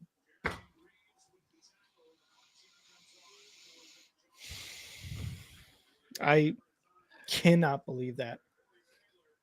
The Bears deserve to lose this game. Mistake after mistake after mistake after mistake. I don't know if they deserve to lose it because, you know, they're still in it. You know, they just need to make a couple more plays. They got a good defensive stance last time. They need to make another one. Get their offense the ball back. Get in field goal range. Ideally, get a touchdown. Take your gloves off if you're Zacchaeus. Honestly. I just, like, it hit his... things you do when it rains. You take your visor off. You take your gloves off. You change your cleats. Yeah. Oh, my God. And Zacchaeus is a guy that we go to consistently. That Caleb is like, I go to you. And yeah, he averages like 40 yards a game, but like those 40 yards are meaningful in these games that he gets those passes. And it's like, you can't drop that, man. Okay, so last year Caleb didn't use a visor. This year he is wearing one. So yeah, like you said, that's probably why he switched it out. Why he switched his helmet out. He also confirmed he will not cut his hair. 2nd and 6 after that 4-yard run by Ja'Cory Croskett Merritt. He's had 62 yards, 3.6 average, which is way less than his season average. So really the Bears are doing a good job containing him, but 2nd and 6. Look for him to take a shot here. Sack lunch. That's how you get a sack lunch, baby. Let's go. There it is. Offensive line Dominique struggling. Robinson. Yeah. Let's go. Dom Rob. Feel like the rain always favors the defense. You know, the offensive line, it's their job to get their hands on you. It's hard to get your hands on players when it's raining and they're slippery. It's a lot easier for the defense. They're just, hey, just run after this guy. Just, you know, and then throwing the balls harder, catching it's harder, as we just saw with Zacchaeus. Big third down here. 3rd and 13. Gonna dump it off. Don't get that first down. Oh my God, you guys are kidding me. Wow, who was that? McNichols. Oh my God, McNichols. You guys are kidding me, man. Who's got the running back? What are you doing? He just gets that chip. Yeah, I mean, and honestly, he didn't even need to make that chip, but he honors his assignment, you know, and gets the chip he's supposed to, unlike Zach Ertz, who just got beat by your boy. 1-yard gain there on the run by Merritt. Now, I will say running interior runs, they've not been there for the Commanders. They've had a lot more success running it with interior designs and bouncing them out. 2nd and 9 here. I think they should take a shot. They've had success. If you're the Commanders, you know. Yeah. I know you're not wanting it, but no, not at all. For the sake of, you know, calling it. Oh, come on, dude. Come on. Sweat. Do better. Do better. Go to the inside.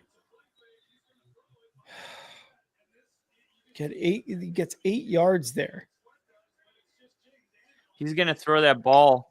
It's a really good job by Jayden, though, just sticking his foot down and being quick, like not thinking about it. Just stick it down and then north, south.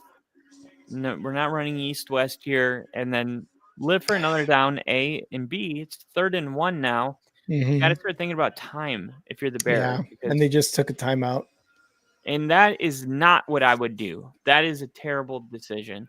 I don't like both of the timeouts. I don't like that he didn't call one in the first half. And I don't like calling it on 3rd and 1 because now if they pick up the first down, you can only stop the clock twice. I know it's uncomfortable watching it tick, but I would rather it tick to 2:45. See what happens on 3rd and 1. Okay, if they pick it up, now we'll call timeout. And we'll stop it on, you know, 2nd, stop it on 3rd. But now you're like, okay, we're going to use it here at the end of 2nd down, and they're likely going to pick up this first down. You're gambling, saying, we don't think that you're going to pick up 1 yard. I like the confidence, but, you know, realistically, I just think it's burning the timeout. We'll see. See how it goes, but yeah, I don't know about this timeout either. 3:10 left. Like, all right, 3rd and 1. See if they can stop him here. Jayden Daniels in shotgun, takes a snap, hands it off. Yeah, fumble. Bears recover. There it is. Great timeout there by Ben Johnson. I mean, Great job calling that it's timeout, a knowing great you were getting the time ball to call back. that timeout when you think about it. Oh my God, let's Couldn't have predicted go. the fumble. Also, why are we in shotgun if you're Commanders? How many fans right now are wondering why they're in shotgun on 3rd and Yeah, 1? There's no other play this should be besides underneath the center to the fullback in the I formation, in bunch formation.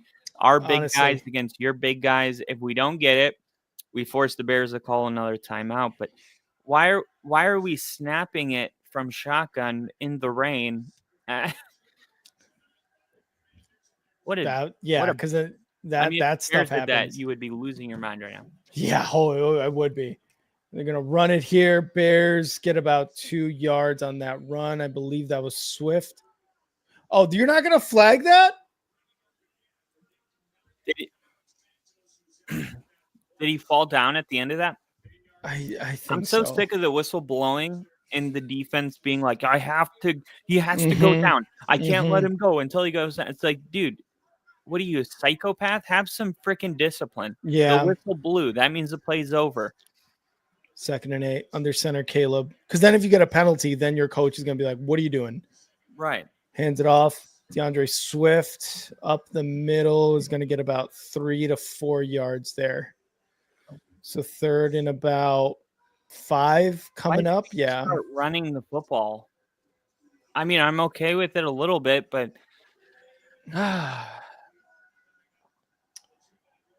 it's 3rd and 5. 3rd You're and in an 5. obvious passing down. Can't run it again. Under center, Caleb. Try to get this snap for the 2-minute warning, please, for the love of Yeah. God. And a timeout called by Washington. 2-minute warning. Oh, 2-minute warning. I'm going to take a quick pee for the 2. I'll be right back. P for the P. All right.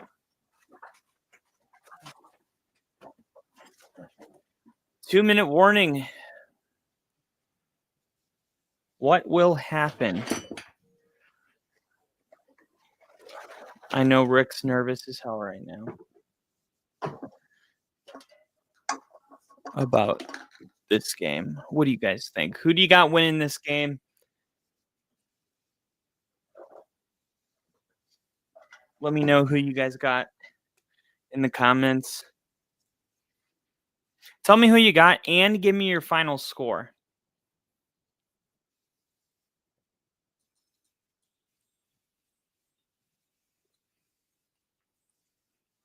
I got this cocoa butter Palmer's lip balm from the dollar store, and it's really nice. Like, it just goes on really nice. It goes on real smooth.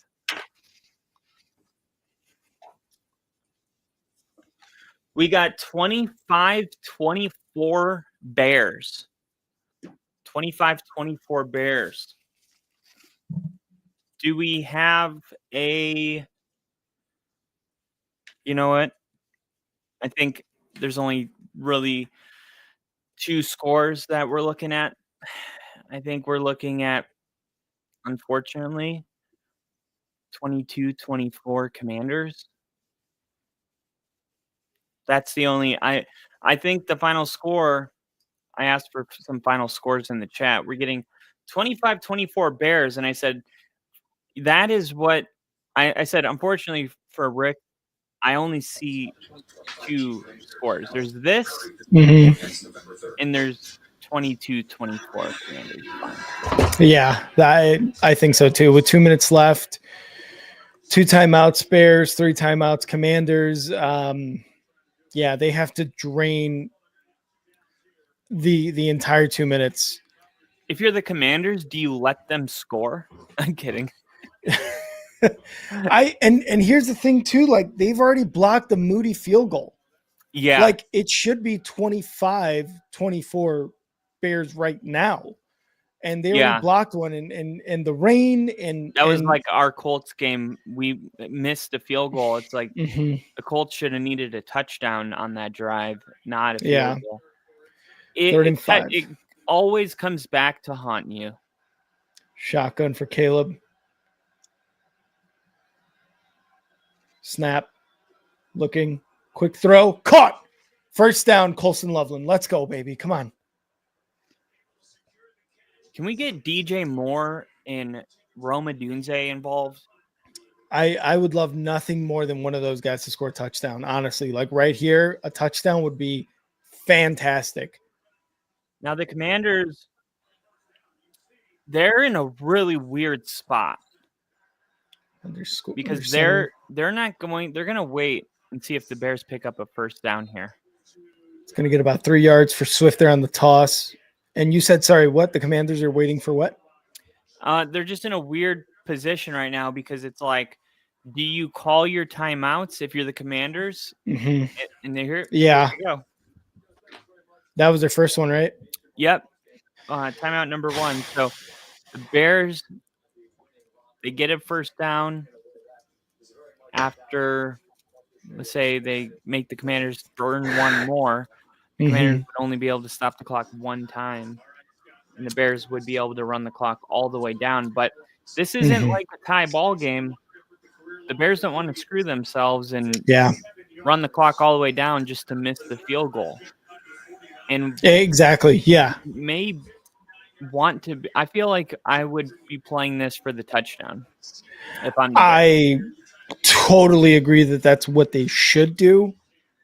And I understand why they want to kind of run the clock down to get that field goal, but they've already blocked the kick. It's just like, go for the touchdown. Let's go for the jugular here. It's raining. Yeah. You're on the road. Hands it off. Swift, right side, first down, baby.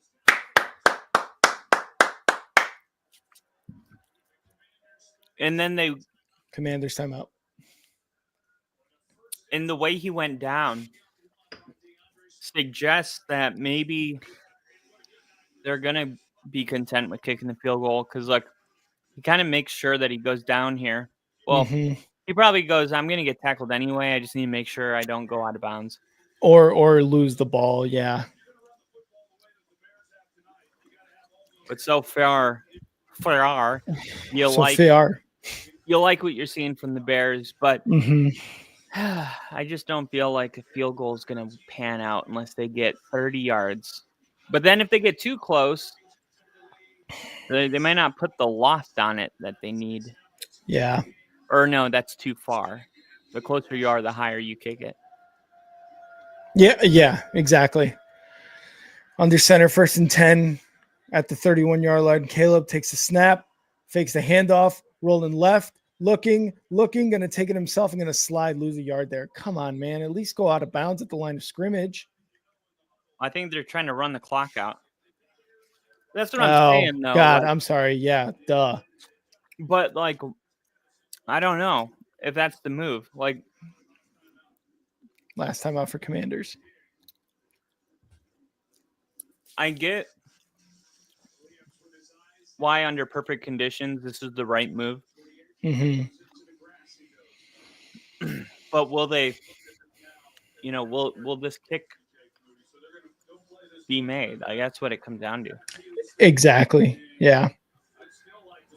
I don't think the Bears should be content where they're at right now on the field. Look at that. Does that look like an easy kick? Yeah, no, it does not, especially with the weather the way it is. You see, like, look at the camera angle. The rain's coming down, man. Doesn't look like there's much wind, which is good. 2nd and 11. Jake Moody warming up on the sidelines. Wind looks to be going 16 miles west. I don't know. 2nd and 11. I saw a Bears fan wearing a number 18 on the first row.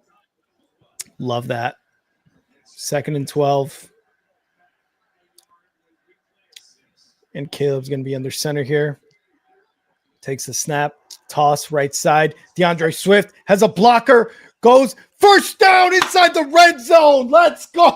Okay. Bears win 25-24. Let's go. Let's get a touchdown. I I don't think they're going to try to. I don't think so either. I just, man, I would really love it. And You're great inside job. 20. Great job by Darnell Wright. He doesn't keep his first block. He just kind of hits him. And then the second guy, he engages. And then that's what allows DeAndre Swift there to get that first down. 33 Ben Johnson's seconds. going to call timeout. Yep. Make sure the team's on the same page. There's one timeout left, so this is going to be a timeout, and it's all about getting the Bears on the right hash wherever the kicker wants. So we're going to get a snap. Caleb's going to run to the left or the right, depending on where the kicker wants it. Mm-hmm. And then they're going to call timeout with 2 seconds left. And there's going to be a field goal attempt for the win. First and 10, 31 seconds left at around the 19-yard line for the Bears. What a game by DeAndre Swift, man. I got to say, I got to give him props in this game. He's run hard. He's gotten big yards and in this case, big yards when the Bears needed it in this fourth quarter. Here we go. Under center, Caleb at the 18-yard line takes a snap, going to run it himself and just goes down the middle of the field. Yep. And they're going to put this clock down all the way to about 2 seconds, 3 seconds, whatever. Call a timeout and go for the field goal. Oh, my God.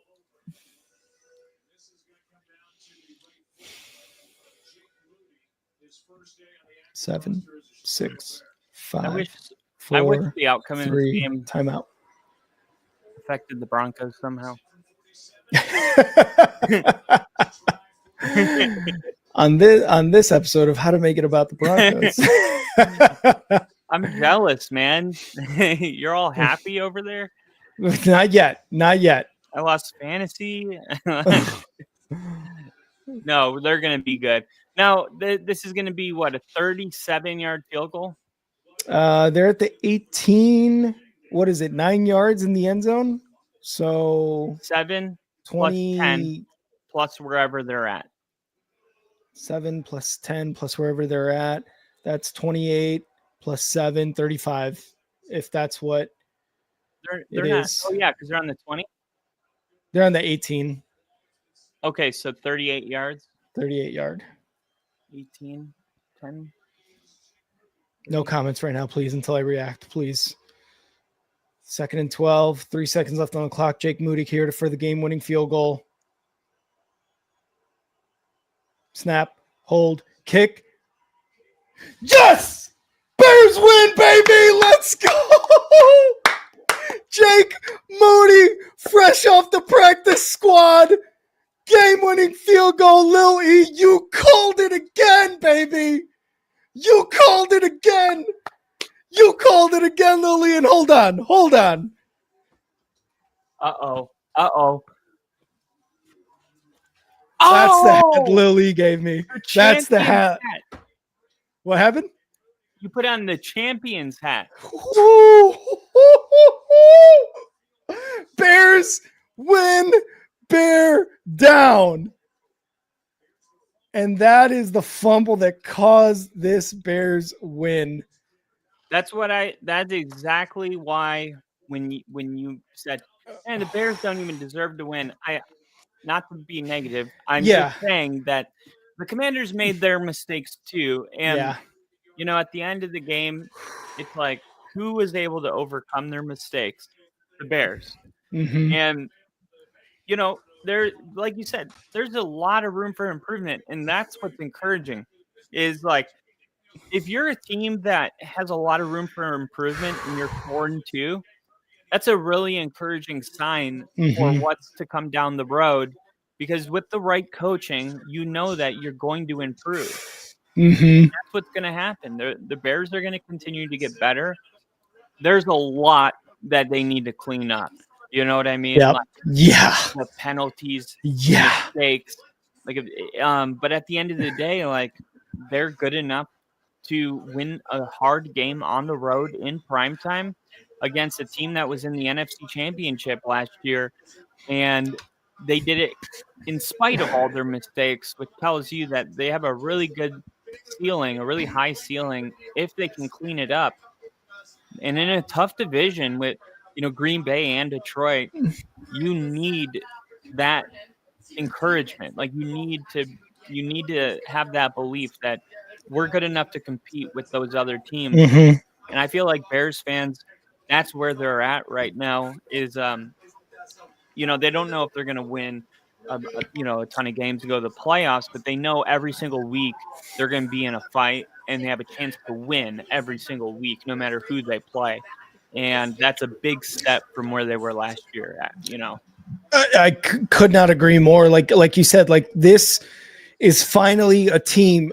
Last year, I mean, we saw what happened last year. They lose this game, right? Last game against the Raiders, they lose that game. We saw it early against the Vikings that they did lose that game in that instance.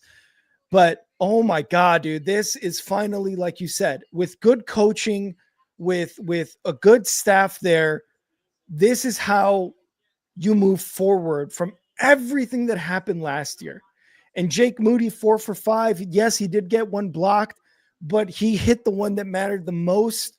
Niners fans are probably like, this guy hit the game-winning field goal, Jake Moody. But he came through here at the end. DeAndre Swift was huge in that last drive. And the defense being able to recover that fumble that happened between the handoff to from Jayden Daniels to Krosky Merritt. Great job for redeeming yourselves after all the terrible penalties you committed. They came back. This is what, like, the Bears are getting into games like this that are close, and they beat a really good team in the Commanders. This isn't a game they win last year. And this is truly, truly what you're seeing right now is a culture change.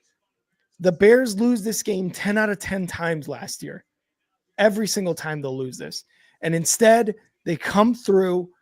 DeAndre Swift comes through huge in the clutch, running the ball, and gets into great field position for that Jake Moody game-winning field goal.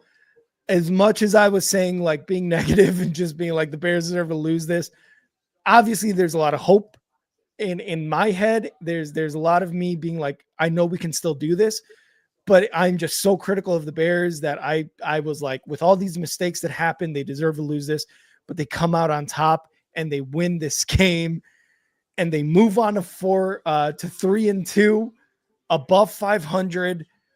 Yeah, they're probably still last in the division, but right now what we're seeing is honestly something similar to what the Lions experienced with Dan Campbell as head coach, is a culture change, is the belief in yourself as a team to win these games and take these moments and be able to take advantage of them. I was very critical of them throughout this game because there were so many times throughout this game where the offense did its job and yet could not come up with a touchdown to seal the win or to get a touchdown or go get a lead. And there was a lot of failures throughout this game. But at the end of the day, the Bears are able to go downfield in this fourth quarter, get the game-winning field goal, and win the game. Again, there's a lot of improvement, like you said, Kyle, but the fact of the matter is that they have the coaching to be able to improve on those mistakes and to make sure that, hey, we did this. We can't be doing this again next game, because every single game after, regardless of the opponent, is going to be difficult. Doesn't matter. Like you said earlier, these are NFL teams. Just because you're going up against the Saints or the Panthers or the Bengals doesn't mean that you can just chill and coast. You have got to beat these teams convincingly. And while they didn't do that against the Commanders tonight, they got the win to go above 500. And again, at the end of the day, that's what matters. You're seeing Caleb get these wins and just improve as a quarterback. First quarterback, I just saw a stat with 200 plus yards and one touchdown in every single game throughout his first 5 weeks of the season. First Bears quarterback to do that. That's insane to me. And the improvement from Caleb, the improvement from this team, when it gets down to crunch time, is amazing. I love it. I love seeing these guys fight and battle up until the end. But there's definitely a lot of things to clean up. And I know the coaching staff and Ben Johnson, most importantly, is not going to be happy with the result.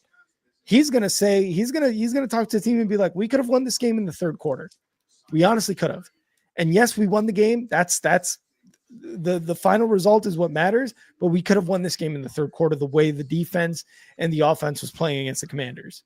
But at the end of the day, I'm very, very happy that the Bears were able to finally shake off what happened last year in this same stadium against this very same team, and were able to come away with a win, a game-winning field goal that Lil E called, and can finally just get rid of that. And while Tyreek Stevenson didn't have this game that a lot of people were predicting, we're going to intercept, he's going to get a tackle for loss, he's going to strip fumble, whatever, everybody else came through at the end of the day. We had 3 turnovers total, 2 of them caused by Bears players, one of them just caused by a really bad exchange between Jayden Daniels and Krosky Merritt.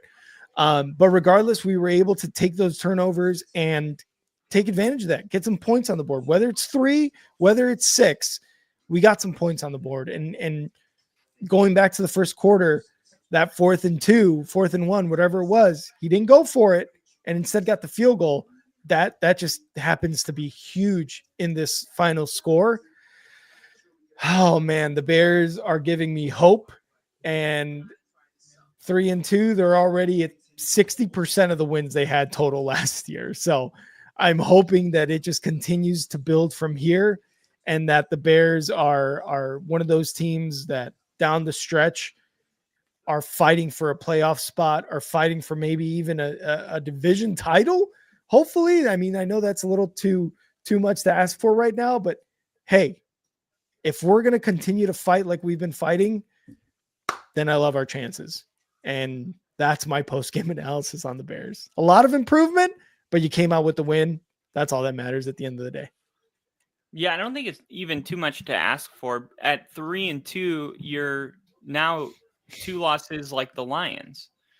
And then you got a Packers team that, they look a lot worse than they looked after week 2.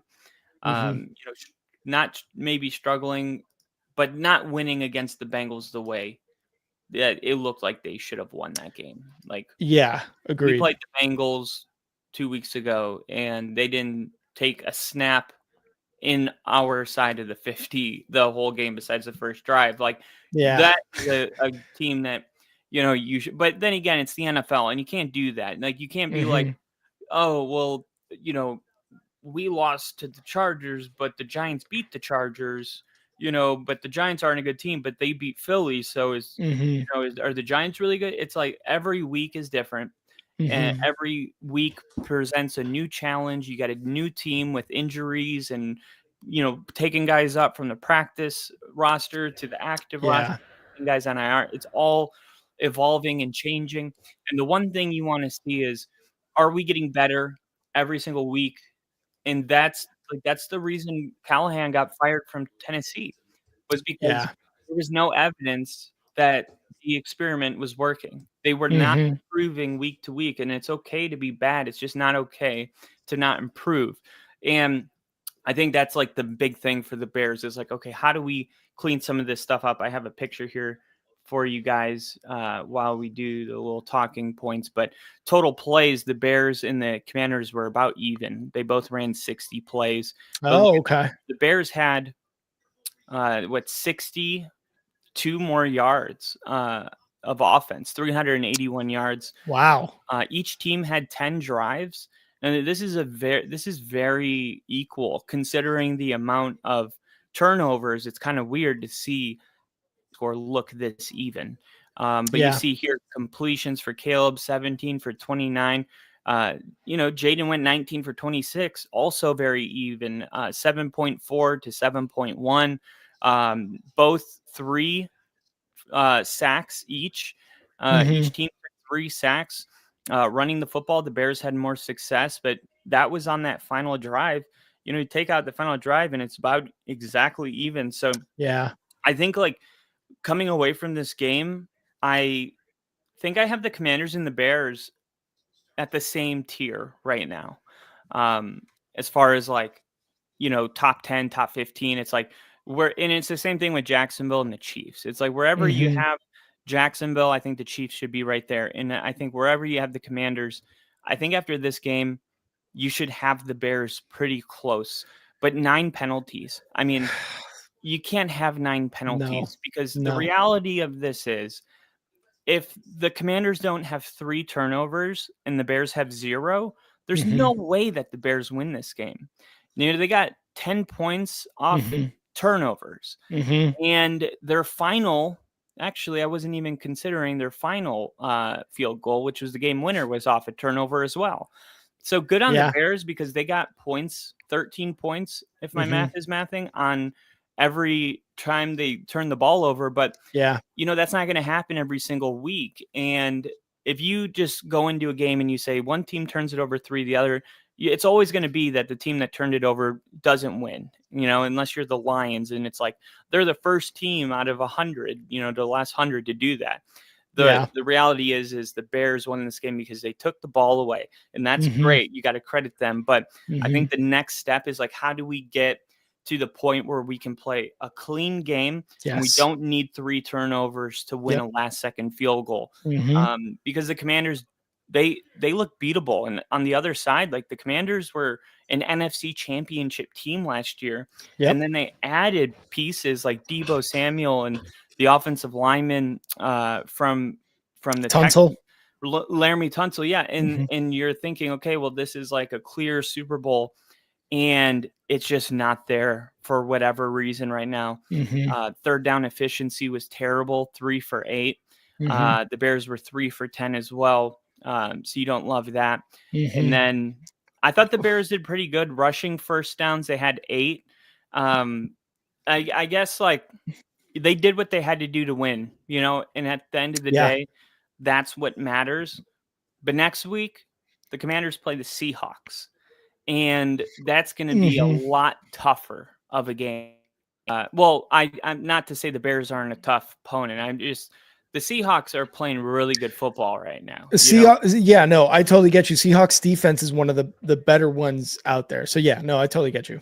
And then for the Bears, like they have the Saints, and Yeah, the Saints hopefully. are another team that Mhm. people think, oh, they suck. They don't suck. They're really not. Like if you look at the numbers, They're getting um, better. their quarterback's playing better than people think. They're putting up more yards than people think. Mhm. They're having more success, doing things than a lot of times people see the record. And if your team's not playing them, you don't watch.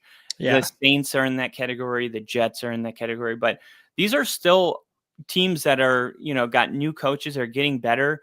And I feel like the Bears need to come correct, or the Saints could get their first win, Yeah. like the Broncos almost gave up one to the Jets. I think the Uh, Saints already have a win. oh, right, they won that 2 weeks ago. I forgot. Yeah. Yeah, They're they 1-5. Mhm. beat the Giants actually, Mhm. but yeah, they feel like a team that hasn't won yet, kind of. Yeah, But 1-5 doesn't feel great. yeah.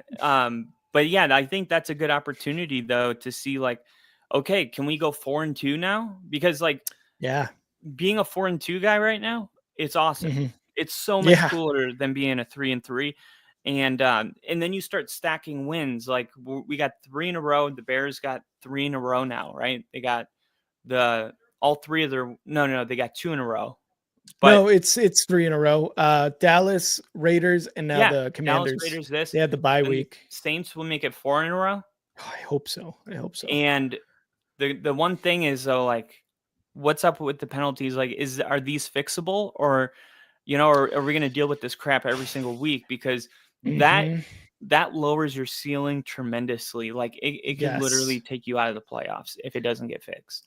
I could not agree more with that. And I was saying it during the stream when you were talking about it, like these things have to improve. It's been every week where there's penalties, and penalties, like you said, kill drives, kill momentum, and lose you games if you commit them at the wrong time. And today was mostly the defense that really killed us in penalties. But that pass to Roma Dunze, which should have been a touchdown, was on the offensive line, namely Theo Benedict, our left tackle. I'm not going to criticize Theo Benedict other than outside of that penalty, because he did a really good job at left tackle, and he might be the left tackle of the future. He's better than Braxton Jones, but the penalties need to stop. They need to stop. It seems like the Bears get at least 5 to 7 penalties every single week, and it is preventing them from scoring. It took away a touchdown. And then that same drive, they blocked that field goal. So it's preventing points from getting put on the board. And I don't know what they need to do to stop these penalties other than just be like, hey, can we hold each other accountable? Could we just be better? Could we not hold? Could we not have illegal freaking touching, whatever it is? Could we not have a left tackle lined up in the wrong for a touchdown pass? Like this stuff, this little things need to be cleaned up, because like you said, the Bears cleaning that up, they could be a top team in the NFL. That wasn't your words exactly, but in my words, they could be a top team in the NFL with the way they play defense. That's my opinion on it. Is like, if you're a team that is finding a way to win and you have room to improve, that's tremendous. Yeah. It's like, it's a bad thing because like it's October. There shouldn't be that much room for improvement. But the flip side of that is you could be a very scary team if you are. I mean, imagine this team not. I mean, it's the same thing with mine. It's like no penalties. Like if we don't shoot ourselves in the foot, let's really look at the film and say, okay, rewatch. Like I rewatched the whole Eagles game. I'm like, okay, so there was only 2 drives where the Eagles actually stopped us. Every single other drive we stopped ourselves. And the Bears, I feel like when you're watching this, you're like, okay, what ended that drive? Ask yourself that. Go back and watch and see. Oh, it was the penalty. That like it set us up to 2nd and 20, and then we took a sack, and now it's 3rd and forever, and we're just handing it off and surrendering this drive, living for another drive. I mean, the whole flow of the game, the tempo you're running, the offense, it all changes because of penalties. And the NFL, the margin of victory is so slim. Like the Bears nearly turned the ball over 3 times and almost lost that game. Like, you should never lose a game where the turnover margin is 3-0. And the only reason that was almost the case was because of penalties. So I think if you're Ben Johnson, like the message is clear. We have a lot of work we need to do, but this is a good win, and we got to make sure that we celebrate it tonight. But we also need to keep in mind and ask ourselves, like, what are our goals this year? If your goal is to be a playoff team, we can do that the way we are right now. We could probably get there, but that's not enough for me, and it shouldn't be enough for you. You know, there's nothing cool about going to the playoffs and getting destroyed by the Bills. I was there last year. If you want to be a real team and host the playoff game and give your fans something real to cheer for, then you got to clean this stuff up, and I'll see you on Monday, or Wednesday, because they have tomorrow off, I'm sure. But the next 4 games, you got the Saints, the Bengals, the Giants. Like, this is an opportunity for them to start stacking wins. And sandwich between the Saints and the Bengals, you're going to have Lamar Jackson coming back for his first game, and this is going to be their real, like, okay, you got the Saints game to see how much you improve from now to then. And then the Ravens game will be a measuring stick game. I know the Ravens have a lot of issues, but that's exactly why you guys should win that game. But Lamar Jackson's coming back. So, like, in a way, it's a test. And then if you're good enough to beat the Bengals and Giants, then it's Vikings who are struggling. And then you got Steelers, Eagles, and Packers. And that's going to be when we find out if the Bears are a fringe playoff team or hosting a playoff game or a contender. It's going to be down there. And the race is, can they get by the 23rd of November when they play the Steelers, how much can they improve from now to then with games like the Saints, Bengals, Giants, and Vikings? Because the downside of playing a bad team, or quote unquote bad, there's no bad teams, but bad, is that you can win a game and have a lot of mistakes. And because you won, you're not forced to kind of own that stuff. Yep. And the Lions said it best. Jared Goff said when they were 15-0 and they finally lost, he goes, well, when you win the game, you're like, your mistakes, they're not like glaring, but when you lose a game, you're like, oh, that mistake cost us the win. It forces you to look at those penalties a little different. So the Bears need to not just be focused on winning these games, but how do we win it? Do we play clean football in the wins? Because that'll ultimately decide where they're going to go. Yeah. And, you mentioned that the Baltimore game with Lamar coming back is definitely going to be one of those measuring stick games, because while their defense is not good, it's Lamar Jackson and that offense that can really, really kill you. And it's Derrick Henry, it's Flowers, it's Lamar, obviously. But if the Bears defense can play as well as they did against the run in this game against the Commanders and Krosky Merritt, then you just keep improving. If you can keep improving week by week, stop Alvin Kamara next week, then stop Derrick Henry, then stop Chase Brown the following week, and then even Cam Scatterbo against the Giants in 4 weeks. Like, these are the steps that you take where your defense starts to improve. And now you're looking at, like you said, instead of a fringe playoff team, you're looking like, hey, can we actually host one here? Can we actually go for a division title if we're able to stop these really good running teams and really good running backs? It's going to be a test for sure these next 4 weeks. Like, New York Giants are no longer a cakewalk. The Saints next week, still no longer a cakewalk. Spencer Rattler is playing better than what his record this year is really saying. And then Baltimore, we already discussed that. Bengals have Joe Flacco. They've got some weapons on offense that, if left unchecked, like Luke McCaffrey was today, they can beat you and they can absolutely kill you. The defense giving up those, at times it was just too easy. It was simply too easy. I mean, and the Commanders were without Terry McLaurin. And for the Commander fans out there, you're probably like, hey, they talked about the Bears for 20 minutes. Like, no. Yeah. But for the Commanders, like, you got no Terry McLaurin for the third straight game. Noah Brown, another top receiver, missed today. Yep. So, their absence definitely made it more difficult in the passing game. They statistically have, better than average pass defense, the Bears.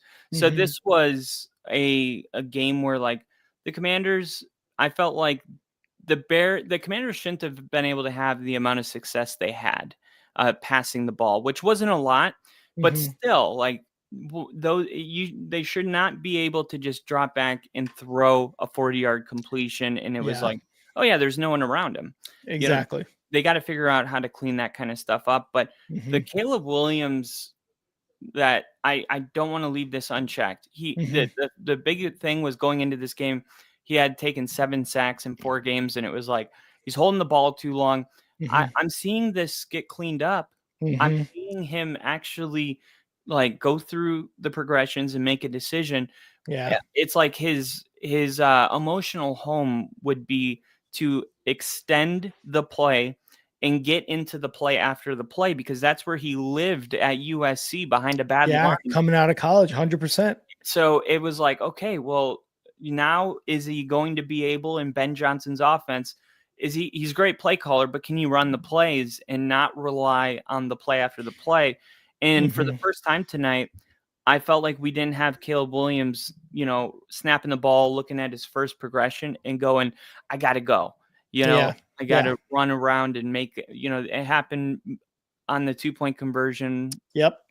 But, outside of that, like, I felt like Caleb played a pretty good game today. No interceptions, for either quarterbacks. But I feel like Chicago's succeeding at doing, what Dan Quinn says they're always striving to do, and that's forcing turnovers. And the Commanders, they're not, able to get any today, and that ends up being the difference. And the Commanders have only forced 3 turnovers, with the Bears had today all season. Yeah.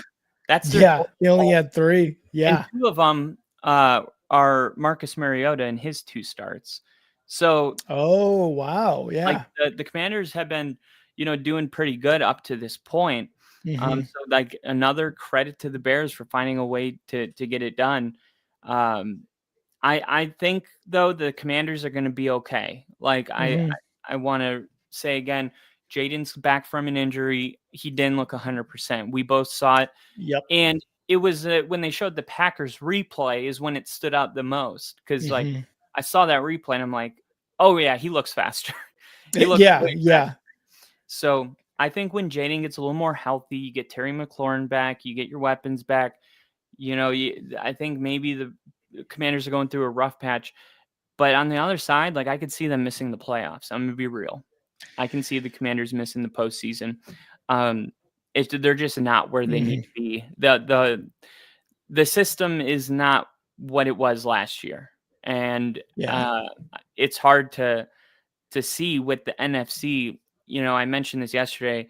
Right now, there's 13. I said if the Bears win, or no, if the Commanders win, there would have been 13. There's 12 teams with 4 wins or more. In the NFL, yeah. In the NFL, like last year, there was 10. And the year before that, there was only 9 by week 5. So we're not seeing any team like there's not a single team that you can point to and be like, oh, yeah, they're just dominating the league. Yeah. It was Buffalo. Not anymore. It was Lions, but that's not the case. It usually would be the Chiefs. That's not it. The Eagles are struggling. Like, there is no team that's like, oh, yeah, that's the team where, 99% of the time they're going to win. There's no 15-1 this year. That's just the way it is. And that means that the crown is for the taking. And if whoever wants to rise up and take it, there has never been a better year for a team like a Chicago or a Denver to go to the Super Bowl than this year. This is the year where it's anyone's, and there is no team that's like, in a clear front runner from the NFL. It's like you got contenders and you got like 5 bad teams, quote unquote, and that's it. That's like the end. Yeah. You can't even tier them out like in 4 categories. Yeah, it's difficult to do that. And going back to the Commanders, like you said, don't want to spend all the time on the Bears, although that was awesome. But the Commanders, look, the Bears at one point after the first quarter were up 13-0. Okay. They were up 13-0. And what did the Commanders do in the second quarter? Or I'm sorry, it was in the second quarter where the Bears went up 13-0. The Commanders came back and they took advantage of big holes in the Bears defense. I mean, we saw that during the game. I forget who it was. I believe it was Moore that was wide open. Luke McCaffrey with a touchdown catch. These guys were wide open in the soft spot of the zone that of the defense that the Bears were playing. And then they scored. So the Commanders are showing you that they're resilient. Yes, they've lost some games where they haven't looked like themselves, but this is a great example of the Commanders with Jayden Daniels are still a team where if you're down, they're one of those teams kind of like the Bills we were talking earlier, where they didn't come back against the Falcons, but they always have the opportunity to come back and make that game a game. And that's exactly what happened against the Bears. The Bears needed that fourth or that last second field goal to win. So the Commanders, again, they gave up the ball 3 times, the last one being the biggest one and the one that lost in the game. But before that, the 2 turnovers, the interception and the fumble, they were still able to overcome that and get the lead against the Bears. Again, Jayden Daniels throwing the ball to his open receivers, which he's like, oh yeah, you're just going to give me that? Cool. Making sure that he's able to get the first down on scrambles and making our defenders, our linebackers, our defensive backs look absolutely silly. They were able to overcome a lot of adversity in this game, and it took a last second field goal for them to lose. So credit to the Commanders. I agree with what you're saying. Like, I think they're going to be fine, but I also think that if they lose a lot of games like this, or like they've lost in this season, earlier this season, they can also miss the playoffs because the Giants are looking like a really good team. The Cowboys offensively are looking really good, not defensively, but offensively look like they can be in games with every team. And while the Eagles offense doesn't look amazing and they've lost 2 in a row now, they're still the defending champs and they're defending division champs. So the Commanders have all of a sudden found themselves in a situation where every game from here on out is going to matter immensely. And again, Yeah. kind of what you said. I think they're going to be okay. I think they're going to win games. I think they're going to be in contention for the division. But don't be, surprised if they're unable to win games like this, like tonight or games prior, and they find themselves third or even last in their division because of the emergence of the Giants and even a little bit of the Cowboys with George Pickens there as one of their wide receivers, and Javonte Williams, of course, too. Making that offense a scary offense to go against. But again, credit to the Commanders. They were able to come back in this game and make it a game till the very, very end. So credit to them. But the Bears are able to take the dub, man. And I'm very, very happy about that. Very happy about them taking the dub and getting over 500 this year. It feels so good when you're over 500. It is like the best feeling. And the only thing better than being over 500 is being 2 games over 500. But the Commanders are at some point in the 2025 season, they're going to have to play every team the Bears played in the first 4 weeks of the season. But coming into this game, the only team that both the Commanders and the Bears have played is the Raiders. And of course, the Bears before the bye week, they won that game 25-24, but the Commanders won that game 41-24 against the Raiders. Yeah, with Marcus Mariota at quarterback. Wow. Wow. It was like, I forgot about that. When you just based on a few metrics, like it seemed like the obvious game plan for the Commanders was going to be to run the football. And they did give, their running back 17 carries, but the Bears did a really good job of shutting it down. But Jayden Daniels had 10 carries. I feel like they need to give in DeAndre Swift also only 14 carries, but he had 108 yards on the ground. Yeah. It just didn't seem like either team really wanted to run the football a lot. The Commanders were definitely better at, giving their running back carries, but at the end of the day, like, I think the game plan was like, we're going to run the football, and the Bears shut it down. And the Commanders had to pivot. And they're like, crap, they're going to make us throw the ball to Luke McCaffrey, and Chris Moore and Ertz. Yeah. And the Bears kind of struggled with it, but not enough to lose the game. But I think for the Commanders, they're just like, man, when we get our guys back, we're going to be able to run the ball again because people are going to have to actually respect our receivers. They're not going to be able to just line up in the box, or we'll kill them with Terry McLaurin. We'll see where the Commanders go, from here. Like I said, it feels like a fork in the road where the Commanders can either start losing games, starting with the Seahawks next week. And then from there, I feel like the season could actually get away from them pretty quick. Yeah. It's just like you said, there's a lot of teams that are really good. And if the season ended today, which is my favorite thing to do, week 6, actually just be on the bubble. They're the 9 seed right now. The Falcons are the 8 seed, but do not fret because there is room for them to jump a team here. The Packers are 3-1-1. So that's helping them with that tie. They're, I guess, a half a game back from Green Bay. And then the Lions would be the 6th seed at 4-2. Wow. So really, there's 3 teams in the NFC North. Actually, all 4 only have 2 losses. The Vikings, Bears, Packers, and Lions all have either 2 losses or 1 tie and 1 loss. So wow. But my point in bringing this up was to say the Buccaneers, the Packers, the Niners, the Eagles, the Seahawks, the Lions, and the Rams. Which one of those teams you got missed in the playoffs? That's a tough one. It's a very tough one. And that's why if the Commanders don't get their crap together, I'm saying I can very easily see them missing the playoffs, because not only do you need a team like the Buccaneers, the Eagles, the Seahawks, the Lions, Rams to start losing, but you need to be better than them. And I don't think that's the case right now. And the Commanders are the 12th seed, and the 13 seed's the Cowboys. Both the Cowboys and the Commanders have 3 losses, but like if they played tomorrow, half the country would be picking the Cowboys and the other half would be picking the Commanders, I think. I think so too. Yeah. That was not the case coming in.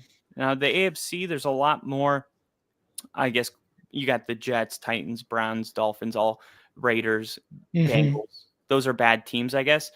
But in the NFC, you really only have the Giants and the Saints, and everyone else is, respectable. Even the Panthers and the Vikings. Yeah, I was gonna say the Panthers after this week, are like, oh my god, like maybe they're finally finding their stride.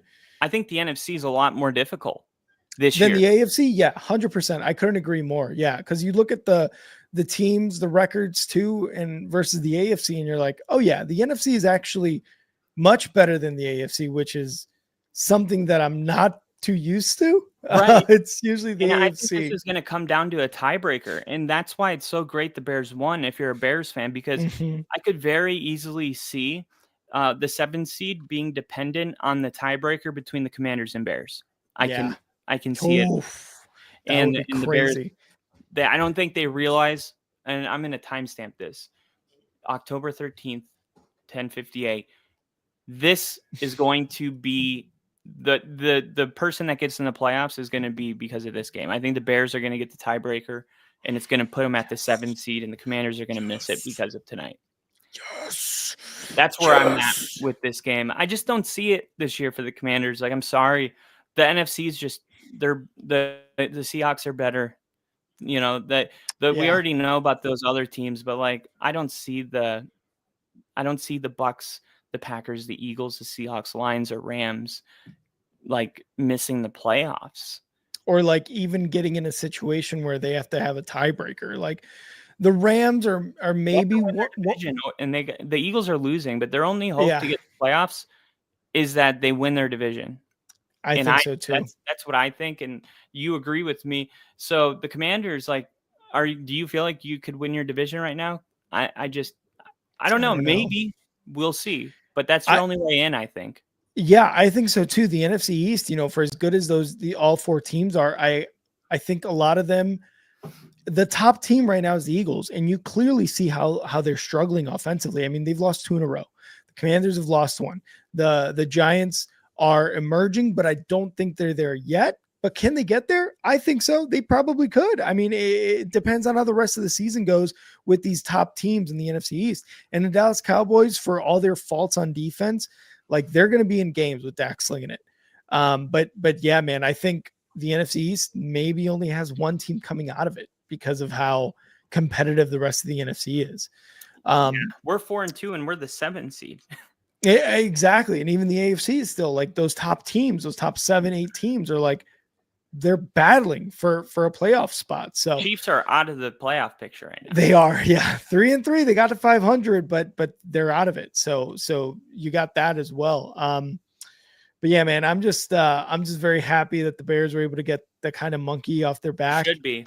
Against the Commanders. It was a big win. Like you said, I feel like this was definitely one of those, I don't want to say necessarily a statement game, but one of those games where you're just like, we have to win this one, a signature win. Yeah. It was an important win, not only for the Bears and for players that were on this team last year, right? Caleb Williams, DJ Moore, Rome Odunze, a lot of these guys, but for the Bears organization as a whole to move forward from last year and be like, okay, you know what? That game against the Commanders last year was what started the 10-game losing streak and the downhill trajectory of Matty Eberflus and his staff. And now you're able to just kind of like, all right, wiped our hands of it. We're done with this game. Now we can move forward. Let's look forward to the Saints, the Ravens, and this and that. And let's continue this culture changing staff and team moving forward. I was just so very happy that they were able to get this win and again, move forward from that bad taste that the Commanders left in the Bears' mouth from last year. So very happy with the win. The Commanders, again, you guys are resilient. You guys came back in this game and actually made it a very, very good game. And I think you guys will be fine. But again, there needs to be a lot of buckling down, I guess I would say, from the Commanders to really get their confidence up in making the playoffs like they did last year and move it and, kind of going further and deeper in the playoffs too, for a deeper playoff run. But the Bears come out with the win 25-24. Obviously, you guys see the scoreboard down there. The Bills unable to come away with a win against the Falcons. And really a lot of this was, I think, the offensive output for the Bills, but the Falcons were able to take advantage of it. Bijan Robinson had like an 81-yard touchdown run. It was crazy. A lot of 70 yards. Whew. No, I'm just kidding, but it felt like that. Oh, I was like, No. geez, you could have said 600 and I would have believed you. Yeah, I know. I could have said any number and you would have believed it, because that's how good he's been playing. And he actually did have 170 yards rushing in this game. And he had 68 yards receiving. That's 338 yards. I'm sorry, that's 238 total yards. 238 total yards. That's like Caleb threw for 252. A running back is touching that. Yeah. I want to make sure I'm right on this before I say it. Yeah. 238 Robinson by himself. Yeah. Ridiculous numbers. Buffalo only had 53 more yards of offense than Bijan Robinson by himself. Oh my God. Yards. That's not even counting what Penix did. Yeah. I mean, the Bills they didn't have it. And now we got, just 2 weeks ago, you had Buffalo at number 1 in your power rankings. Yep. I think you did. Yeah. And then last week you had Detroit and Buffalo was at 2, because we're like, it's just one loss. But now we got 2 weeks in a row with the Bills losing. And it's crazy, because this was supposed to be like, hey, we're going to get back on track. One loss, no big deal. But I think New England really gave the blueprint on how to beat Buffalo. And the Falcons were like, yeah, we'll just take that. And we'll do that. They just ran the hell out of the football. They played a really Mike Vrabel type of football game here. Credit their defense, though. Like, I'm sorry, like, I know you gave up 30 to the Panthers, but if you keep Josh Allen and the Bills for only 14, you got to pat yourself on the back. And once again, the Atlanta Falcons are the Uno wild card. They could lose by 30 to the Panthers, or they could beat the Bills by 10. Yeah. It's fun, but it's a little frustrating, I think, if you're a Falcons fan, because you don't know what you're going to get week in and week out.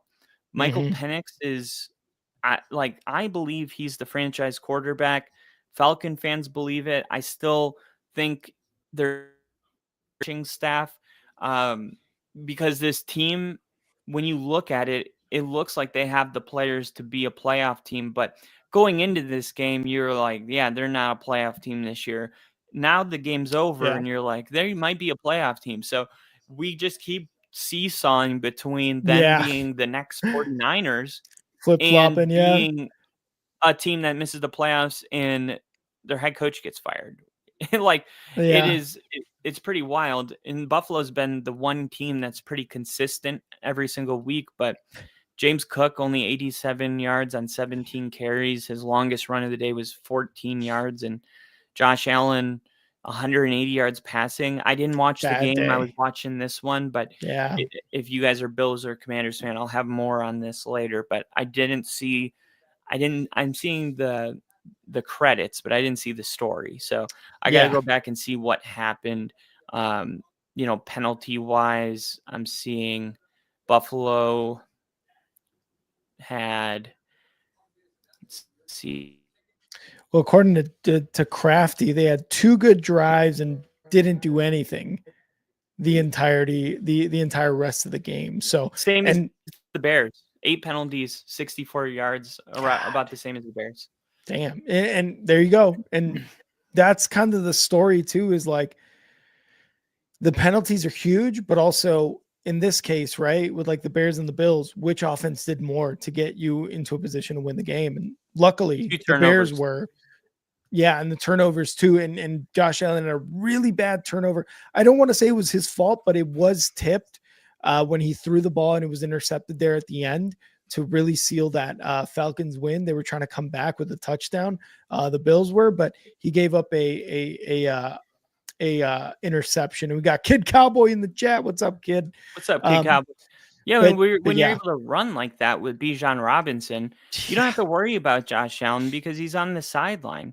And when you look at the amount of plays, just the plays that they ran 12 more plays than Buffalo. They had mhm, 66 plays to 54. Usually it's like 54, 56. It's pretty even by the end of the game. yeah, But they had the same amount of drives almost. The Falcons had 12 drives, the Bills had 11. Yet Falcons ran 12 more plays, which tells you that they were getting first downs, which mhm, means that they were keeping Josh Allen on the sideline, and that's exactly what happened. They had time of possession, 30 almost 32 minutes to 28, which doesn't seem like much, but 4 man, minutes is a lot. Uh, yeah. so yeah, you run the football, and then Josh Allen, a couple interceptions. I know the tipped one was the other one really bad. Did you see the other one? I didn't see the other one, but the tipped one came in at the worst time. It was in the fourth quarter when they were Ah, trying to, and it was in the red zone too. So that was the worst one. Like that's the one you're going to look at and be like, ugh, why yeah, that? Why at that time? You know? only But 15 completions for Josh Allen and yeah, it's a rough game. 157 yards. Yeah, it's just a rough game, and it happens. It's the NFL. Like, Yep. there's no like, oh, how did you lose to this team? Like, what do you mean? Like, the Falcons are a really good team when they want to be, and it's Yep. just really hard to win week in and week out. And this year more than ever, the teams are just every team is capable of beating every team. Hmm. And I haven't seen it this way since we've been doing this podcast. Every team seems to be like pretty good, but no team is great. And there's really Hmm. no teams that are just like dog shit, Yeah. That's not I, really the case this year. I was gonna say, I mean, really, the only team you can look at and be like, "Wow," are the Colts. Surprisingly, Yeah, I but would say the Colts are like my one one of team those. that is like, but then again, like we almost beat them with a penalty. Um, and then would we be looking at them as like untouchable if they had one loss, or would they be considered the same as what's the other team with one loss? Um, There is no other team with one loss I don't anymore. think so. Yeah, there would But I have been. agree. Like, there's no Chiefs of years past. There's no Oh wait, the Colts would Ravens have or two Bills. losses if that penalty wasn't called Yeah, they because would have been they two. lost to the Rams. Hmm. So and But still, yeah, like they're doing things no other team is doing. You're right about that. Like the Colts are offensively, they right now. Pittsburgh, Colts, Bucks, Green Bay are the only teams with one loss. Of course, Green Bay has Bucks. the tie, but four of those teams have one loss. And then And I'm only gonna the Bucks talk. have 5 wins. Let's see. Yeah, I think Bucks the others have 5. had a bye week. Colts also have 5.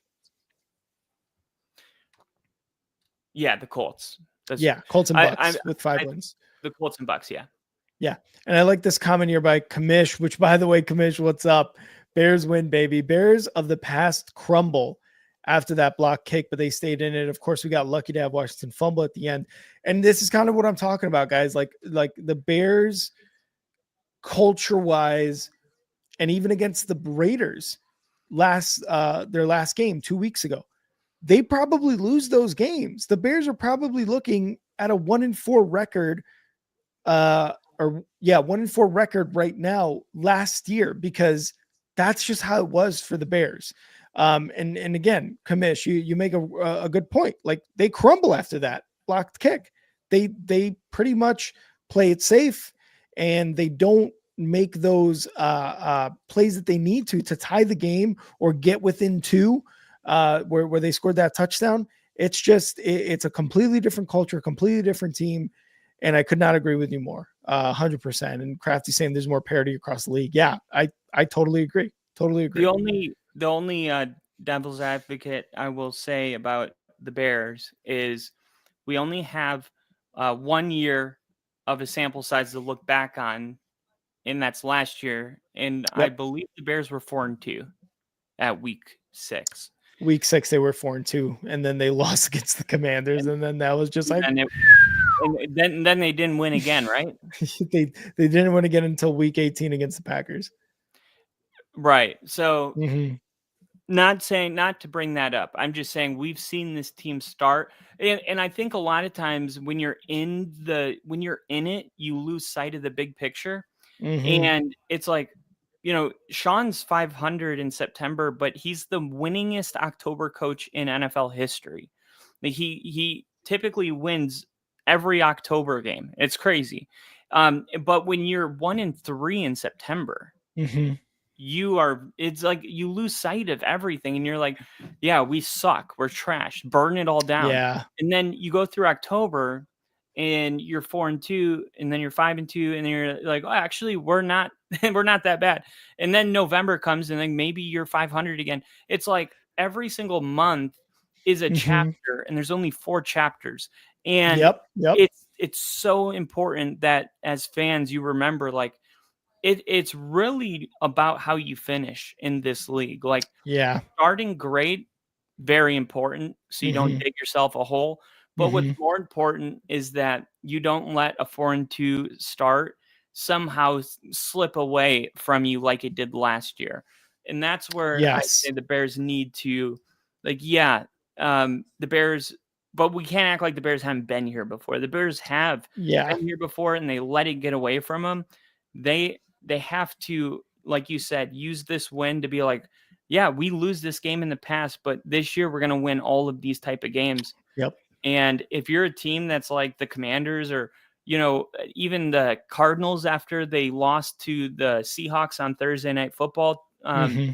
they were in the press conference, and Kyler Murray was like, I know it feels like, you were done for the year. He's like, we're 2-2, like, you sometimes as a fan, you in the early parts, like this part of the year, it's hard to realize that, like, if Baltimore wins 10 in a row, they're in the playoffs. Like, yeah, they just completely go off. Yeah. Yeah, it's too easy to overreact at this point of the season. But it's so much fun. So much can change. You know what I mean? Like, yeah. Every year there's a team that's like undefeated, and then all of a sudden they're like out of the playoff picture. We started 6-0 with Josh McDaniels, finished 8-8. Like, you just don't know. Like, you never know. You just don't know. Yeah. So keep your head up, 1 week at a time, improve every week, and you'll be there at the end.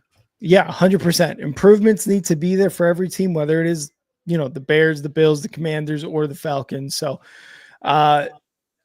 week 6 is in the books, guys. Doubleheader Monday Night Football. We got another doubleheader next week for Monday Night Football.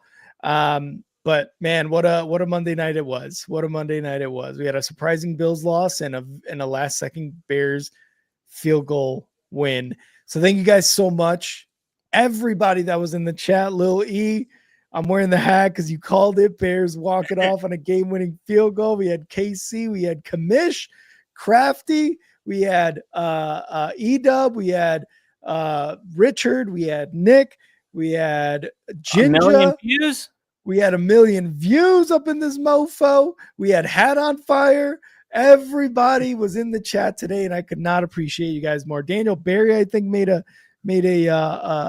yep, he did make an appearance here in the comments. So thank you guys, everyone, for Rick, being here.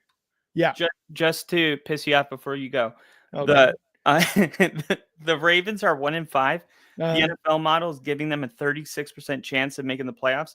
The Bears are 3-2. They currently have a 27% chance of making the playoffs. Of course. The 1-5 Ravens are statistically, according to the NFL, a higher possibility of making the postseason. I mean, that's why I hate analytics. They're so dumb, I know. right? It's yeah. Like they're right when they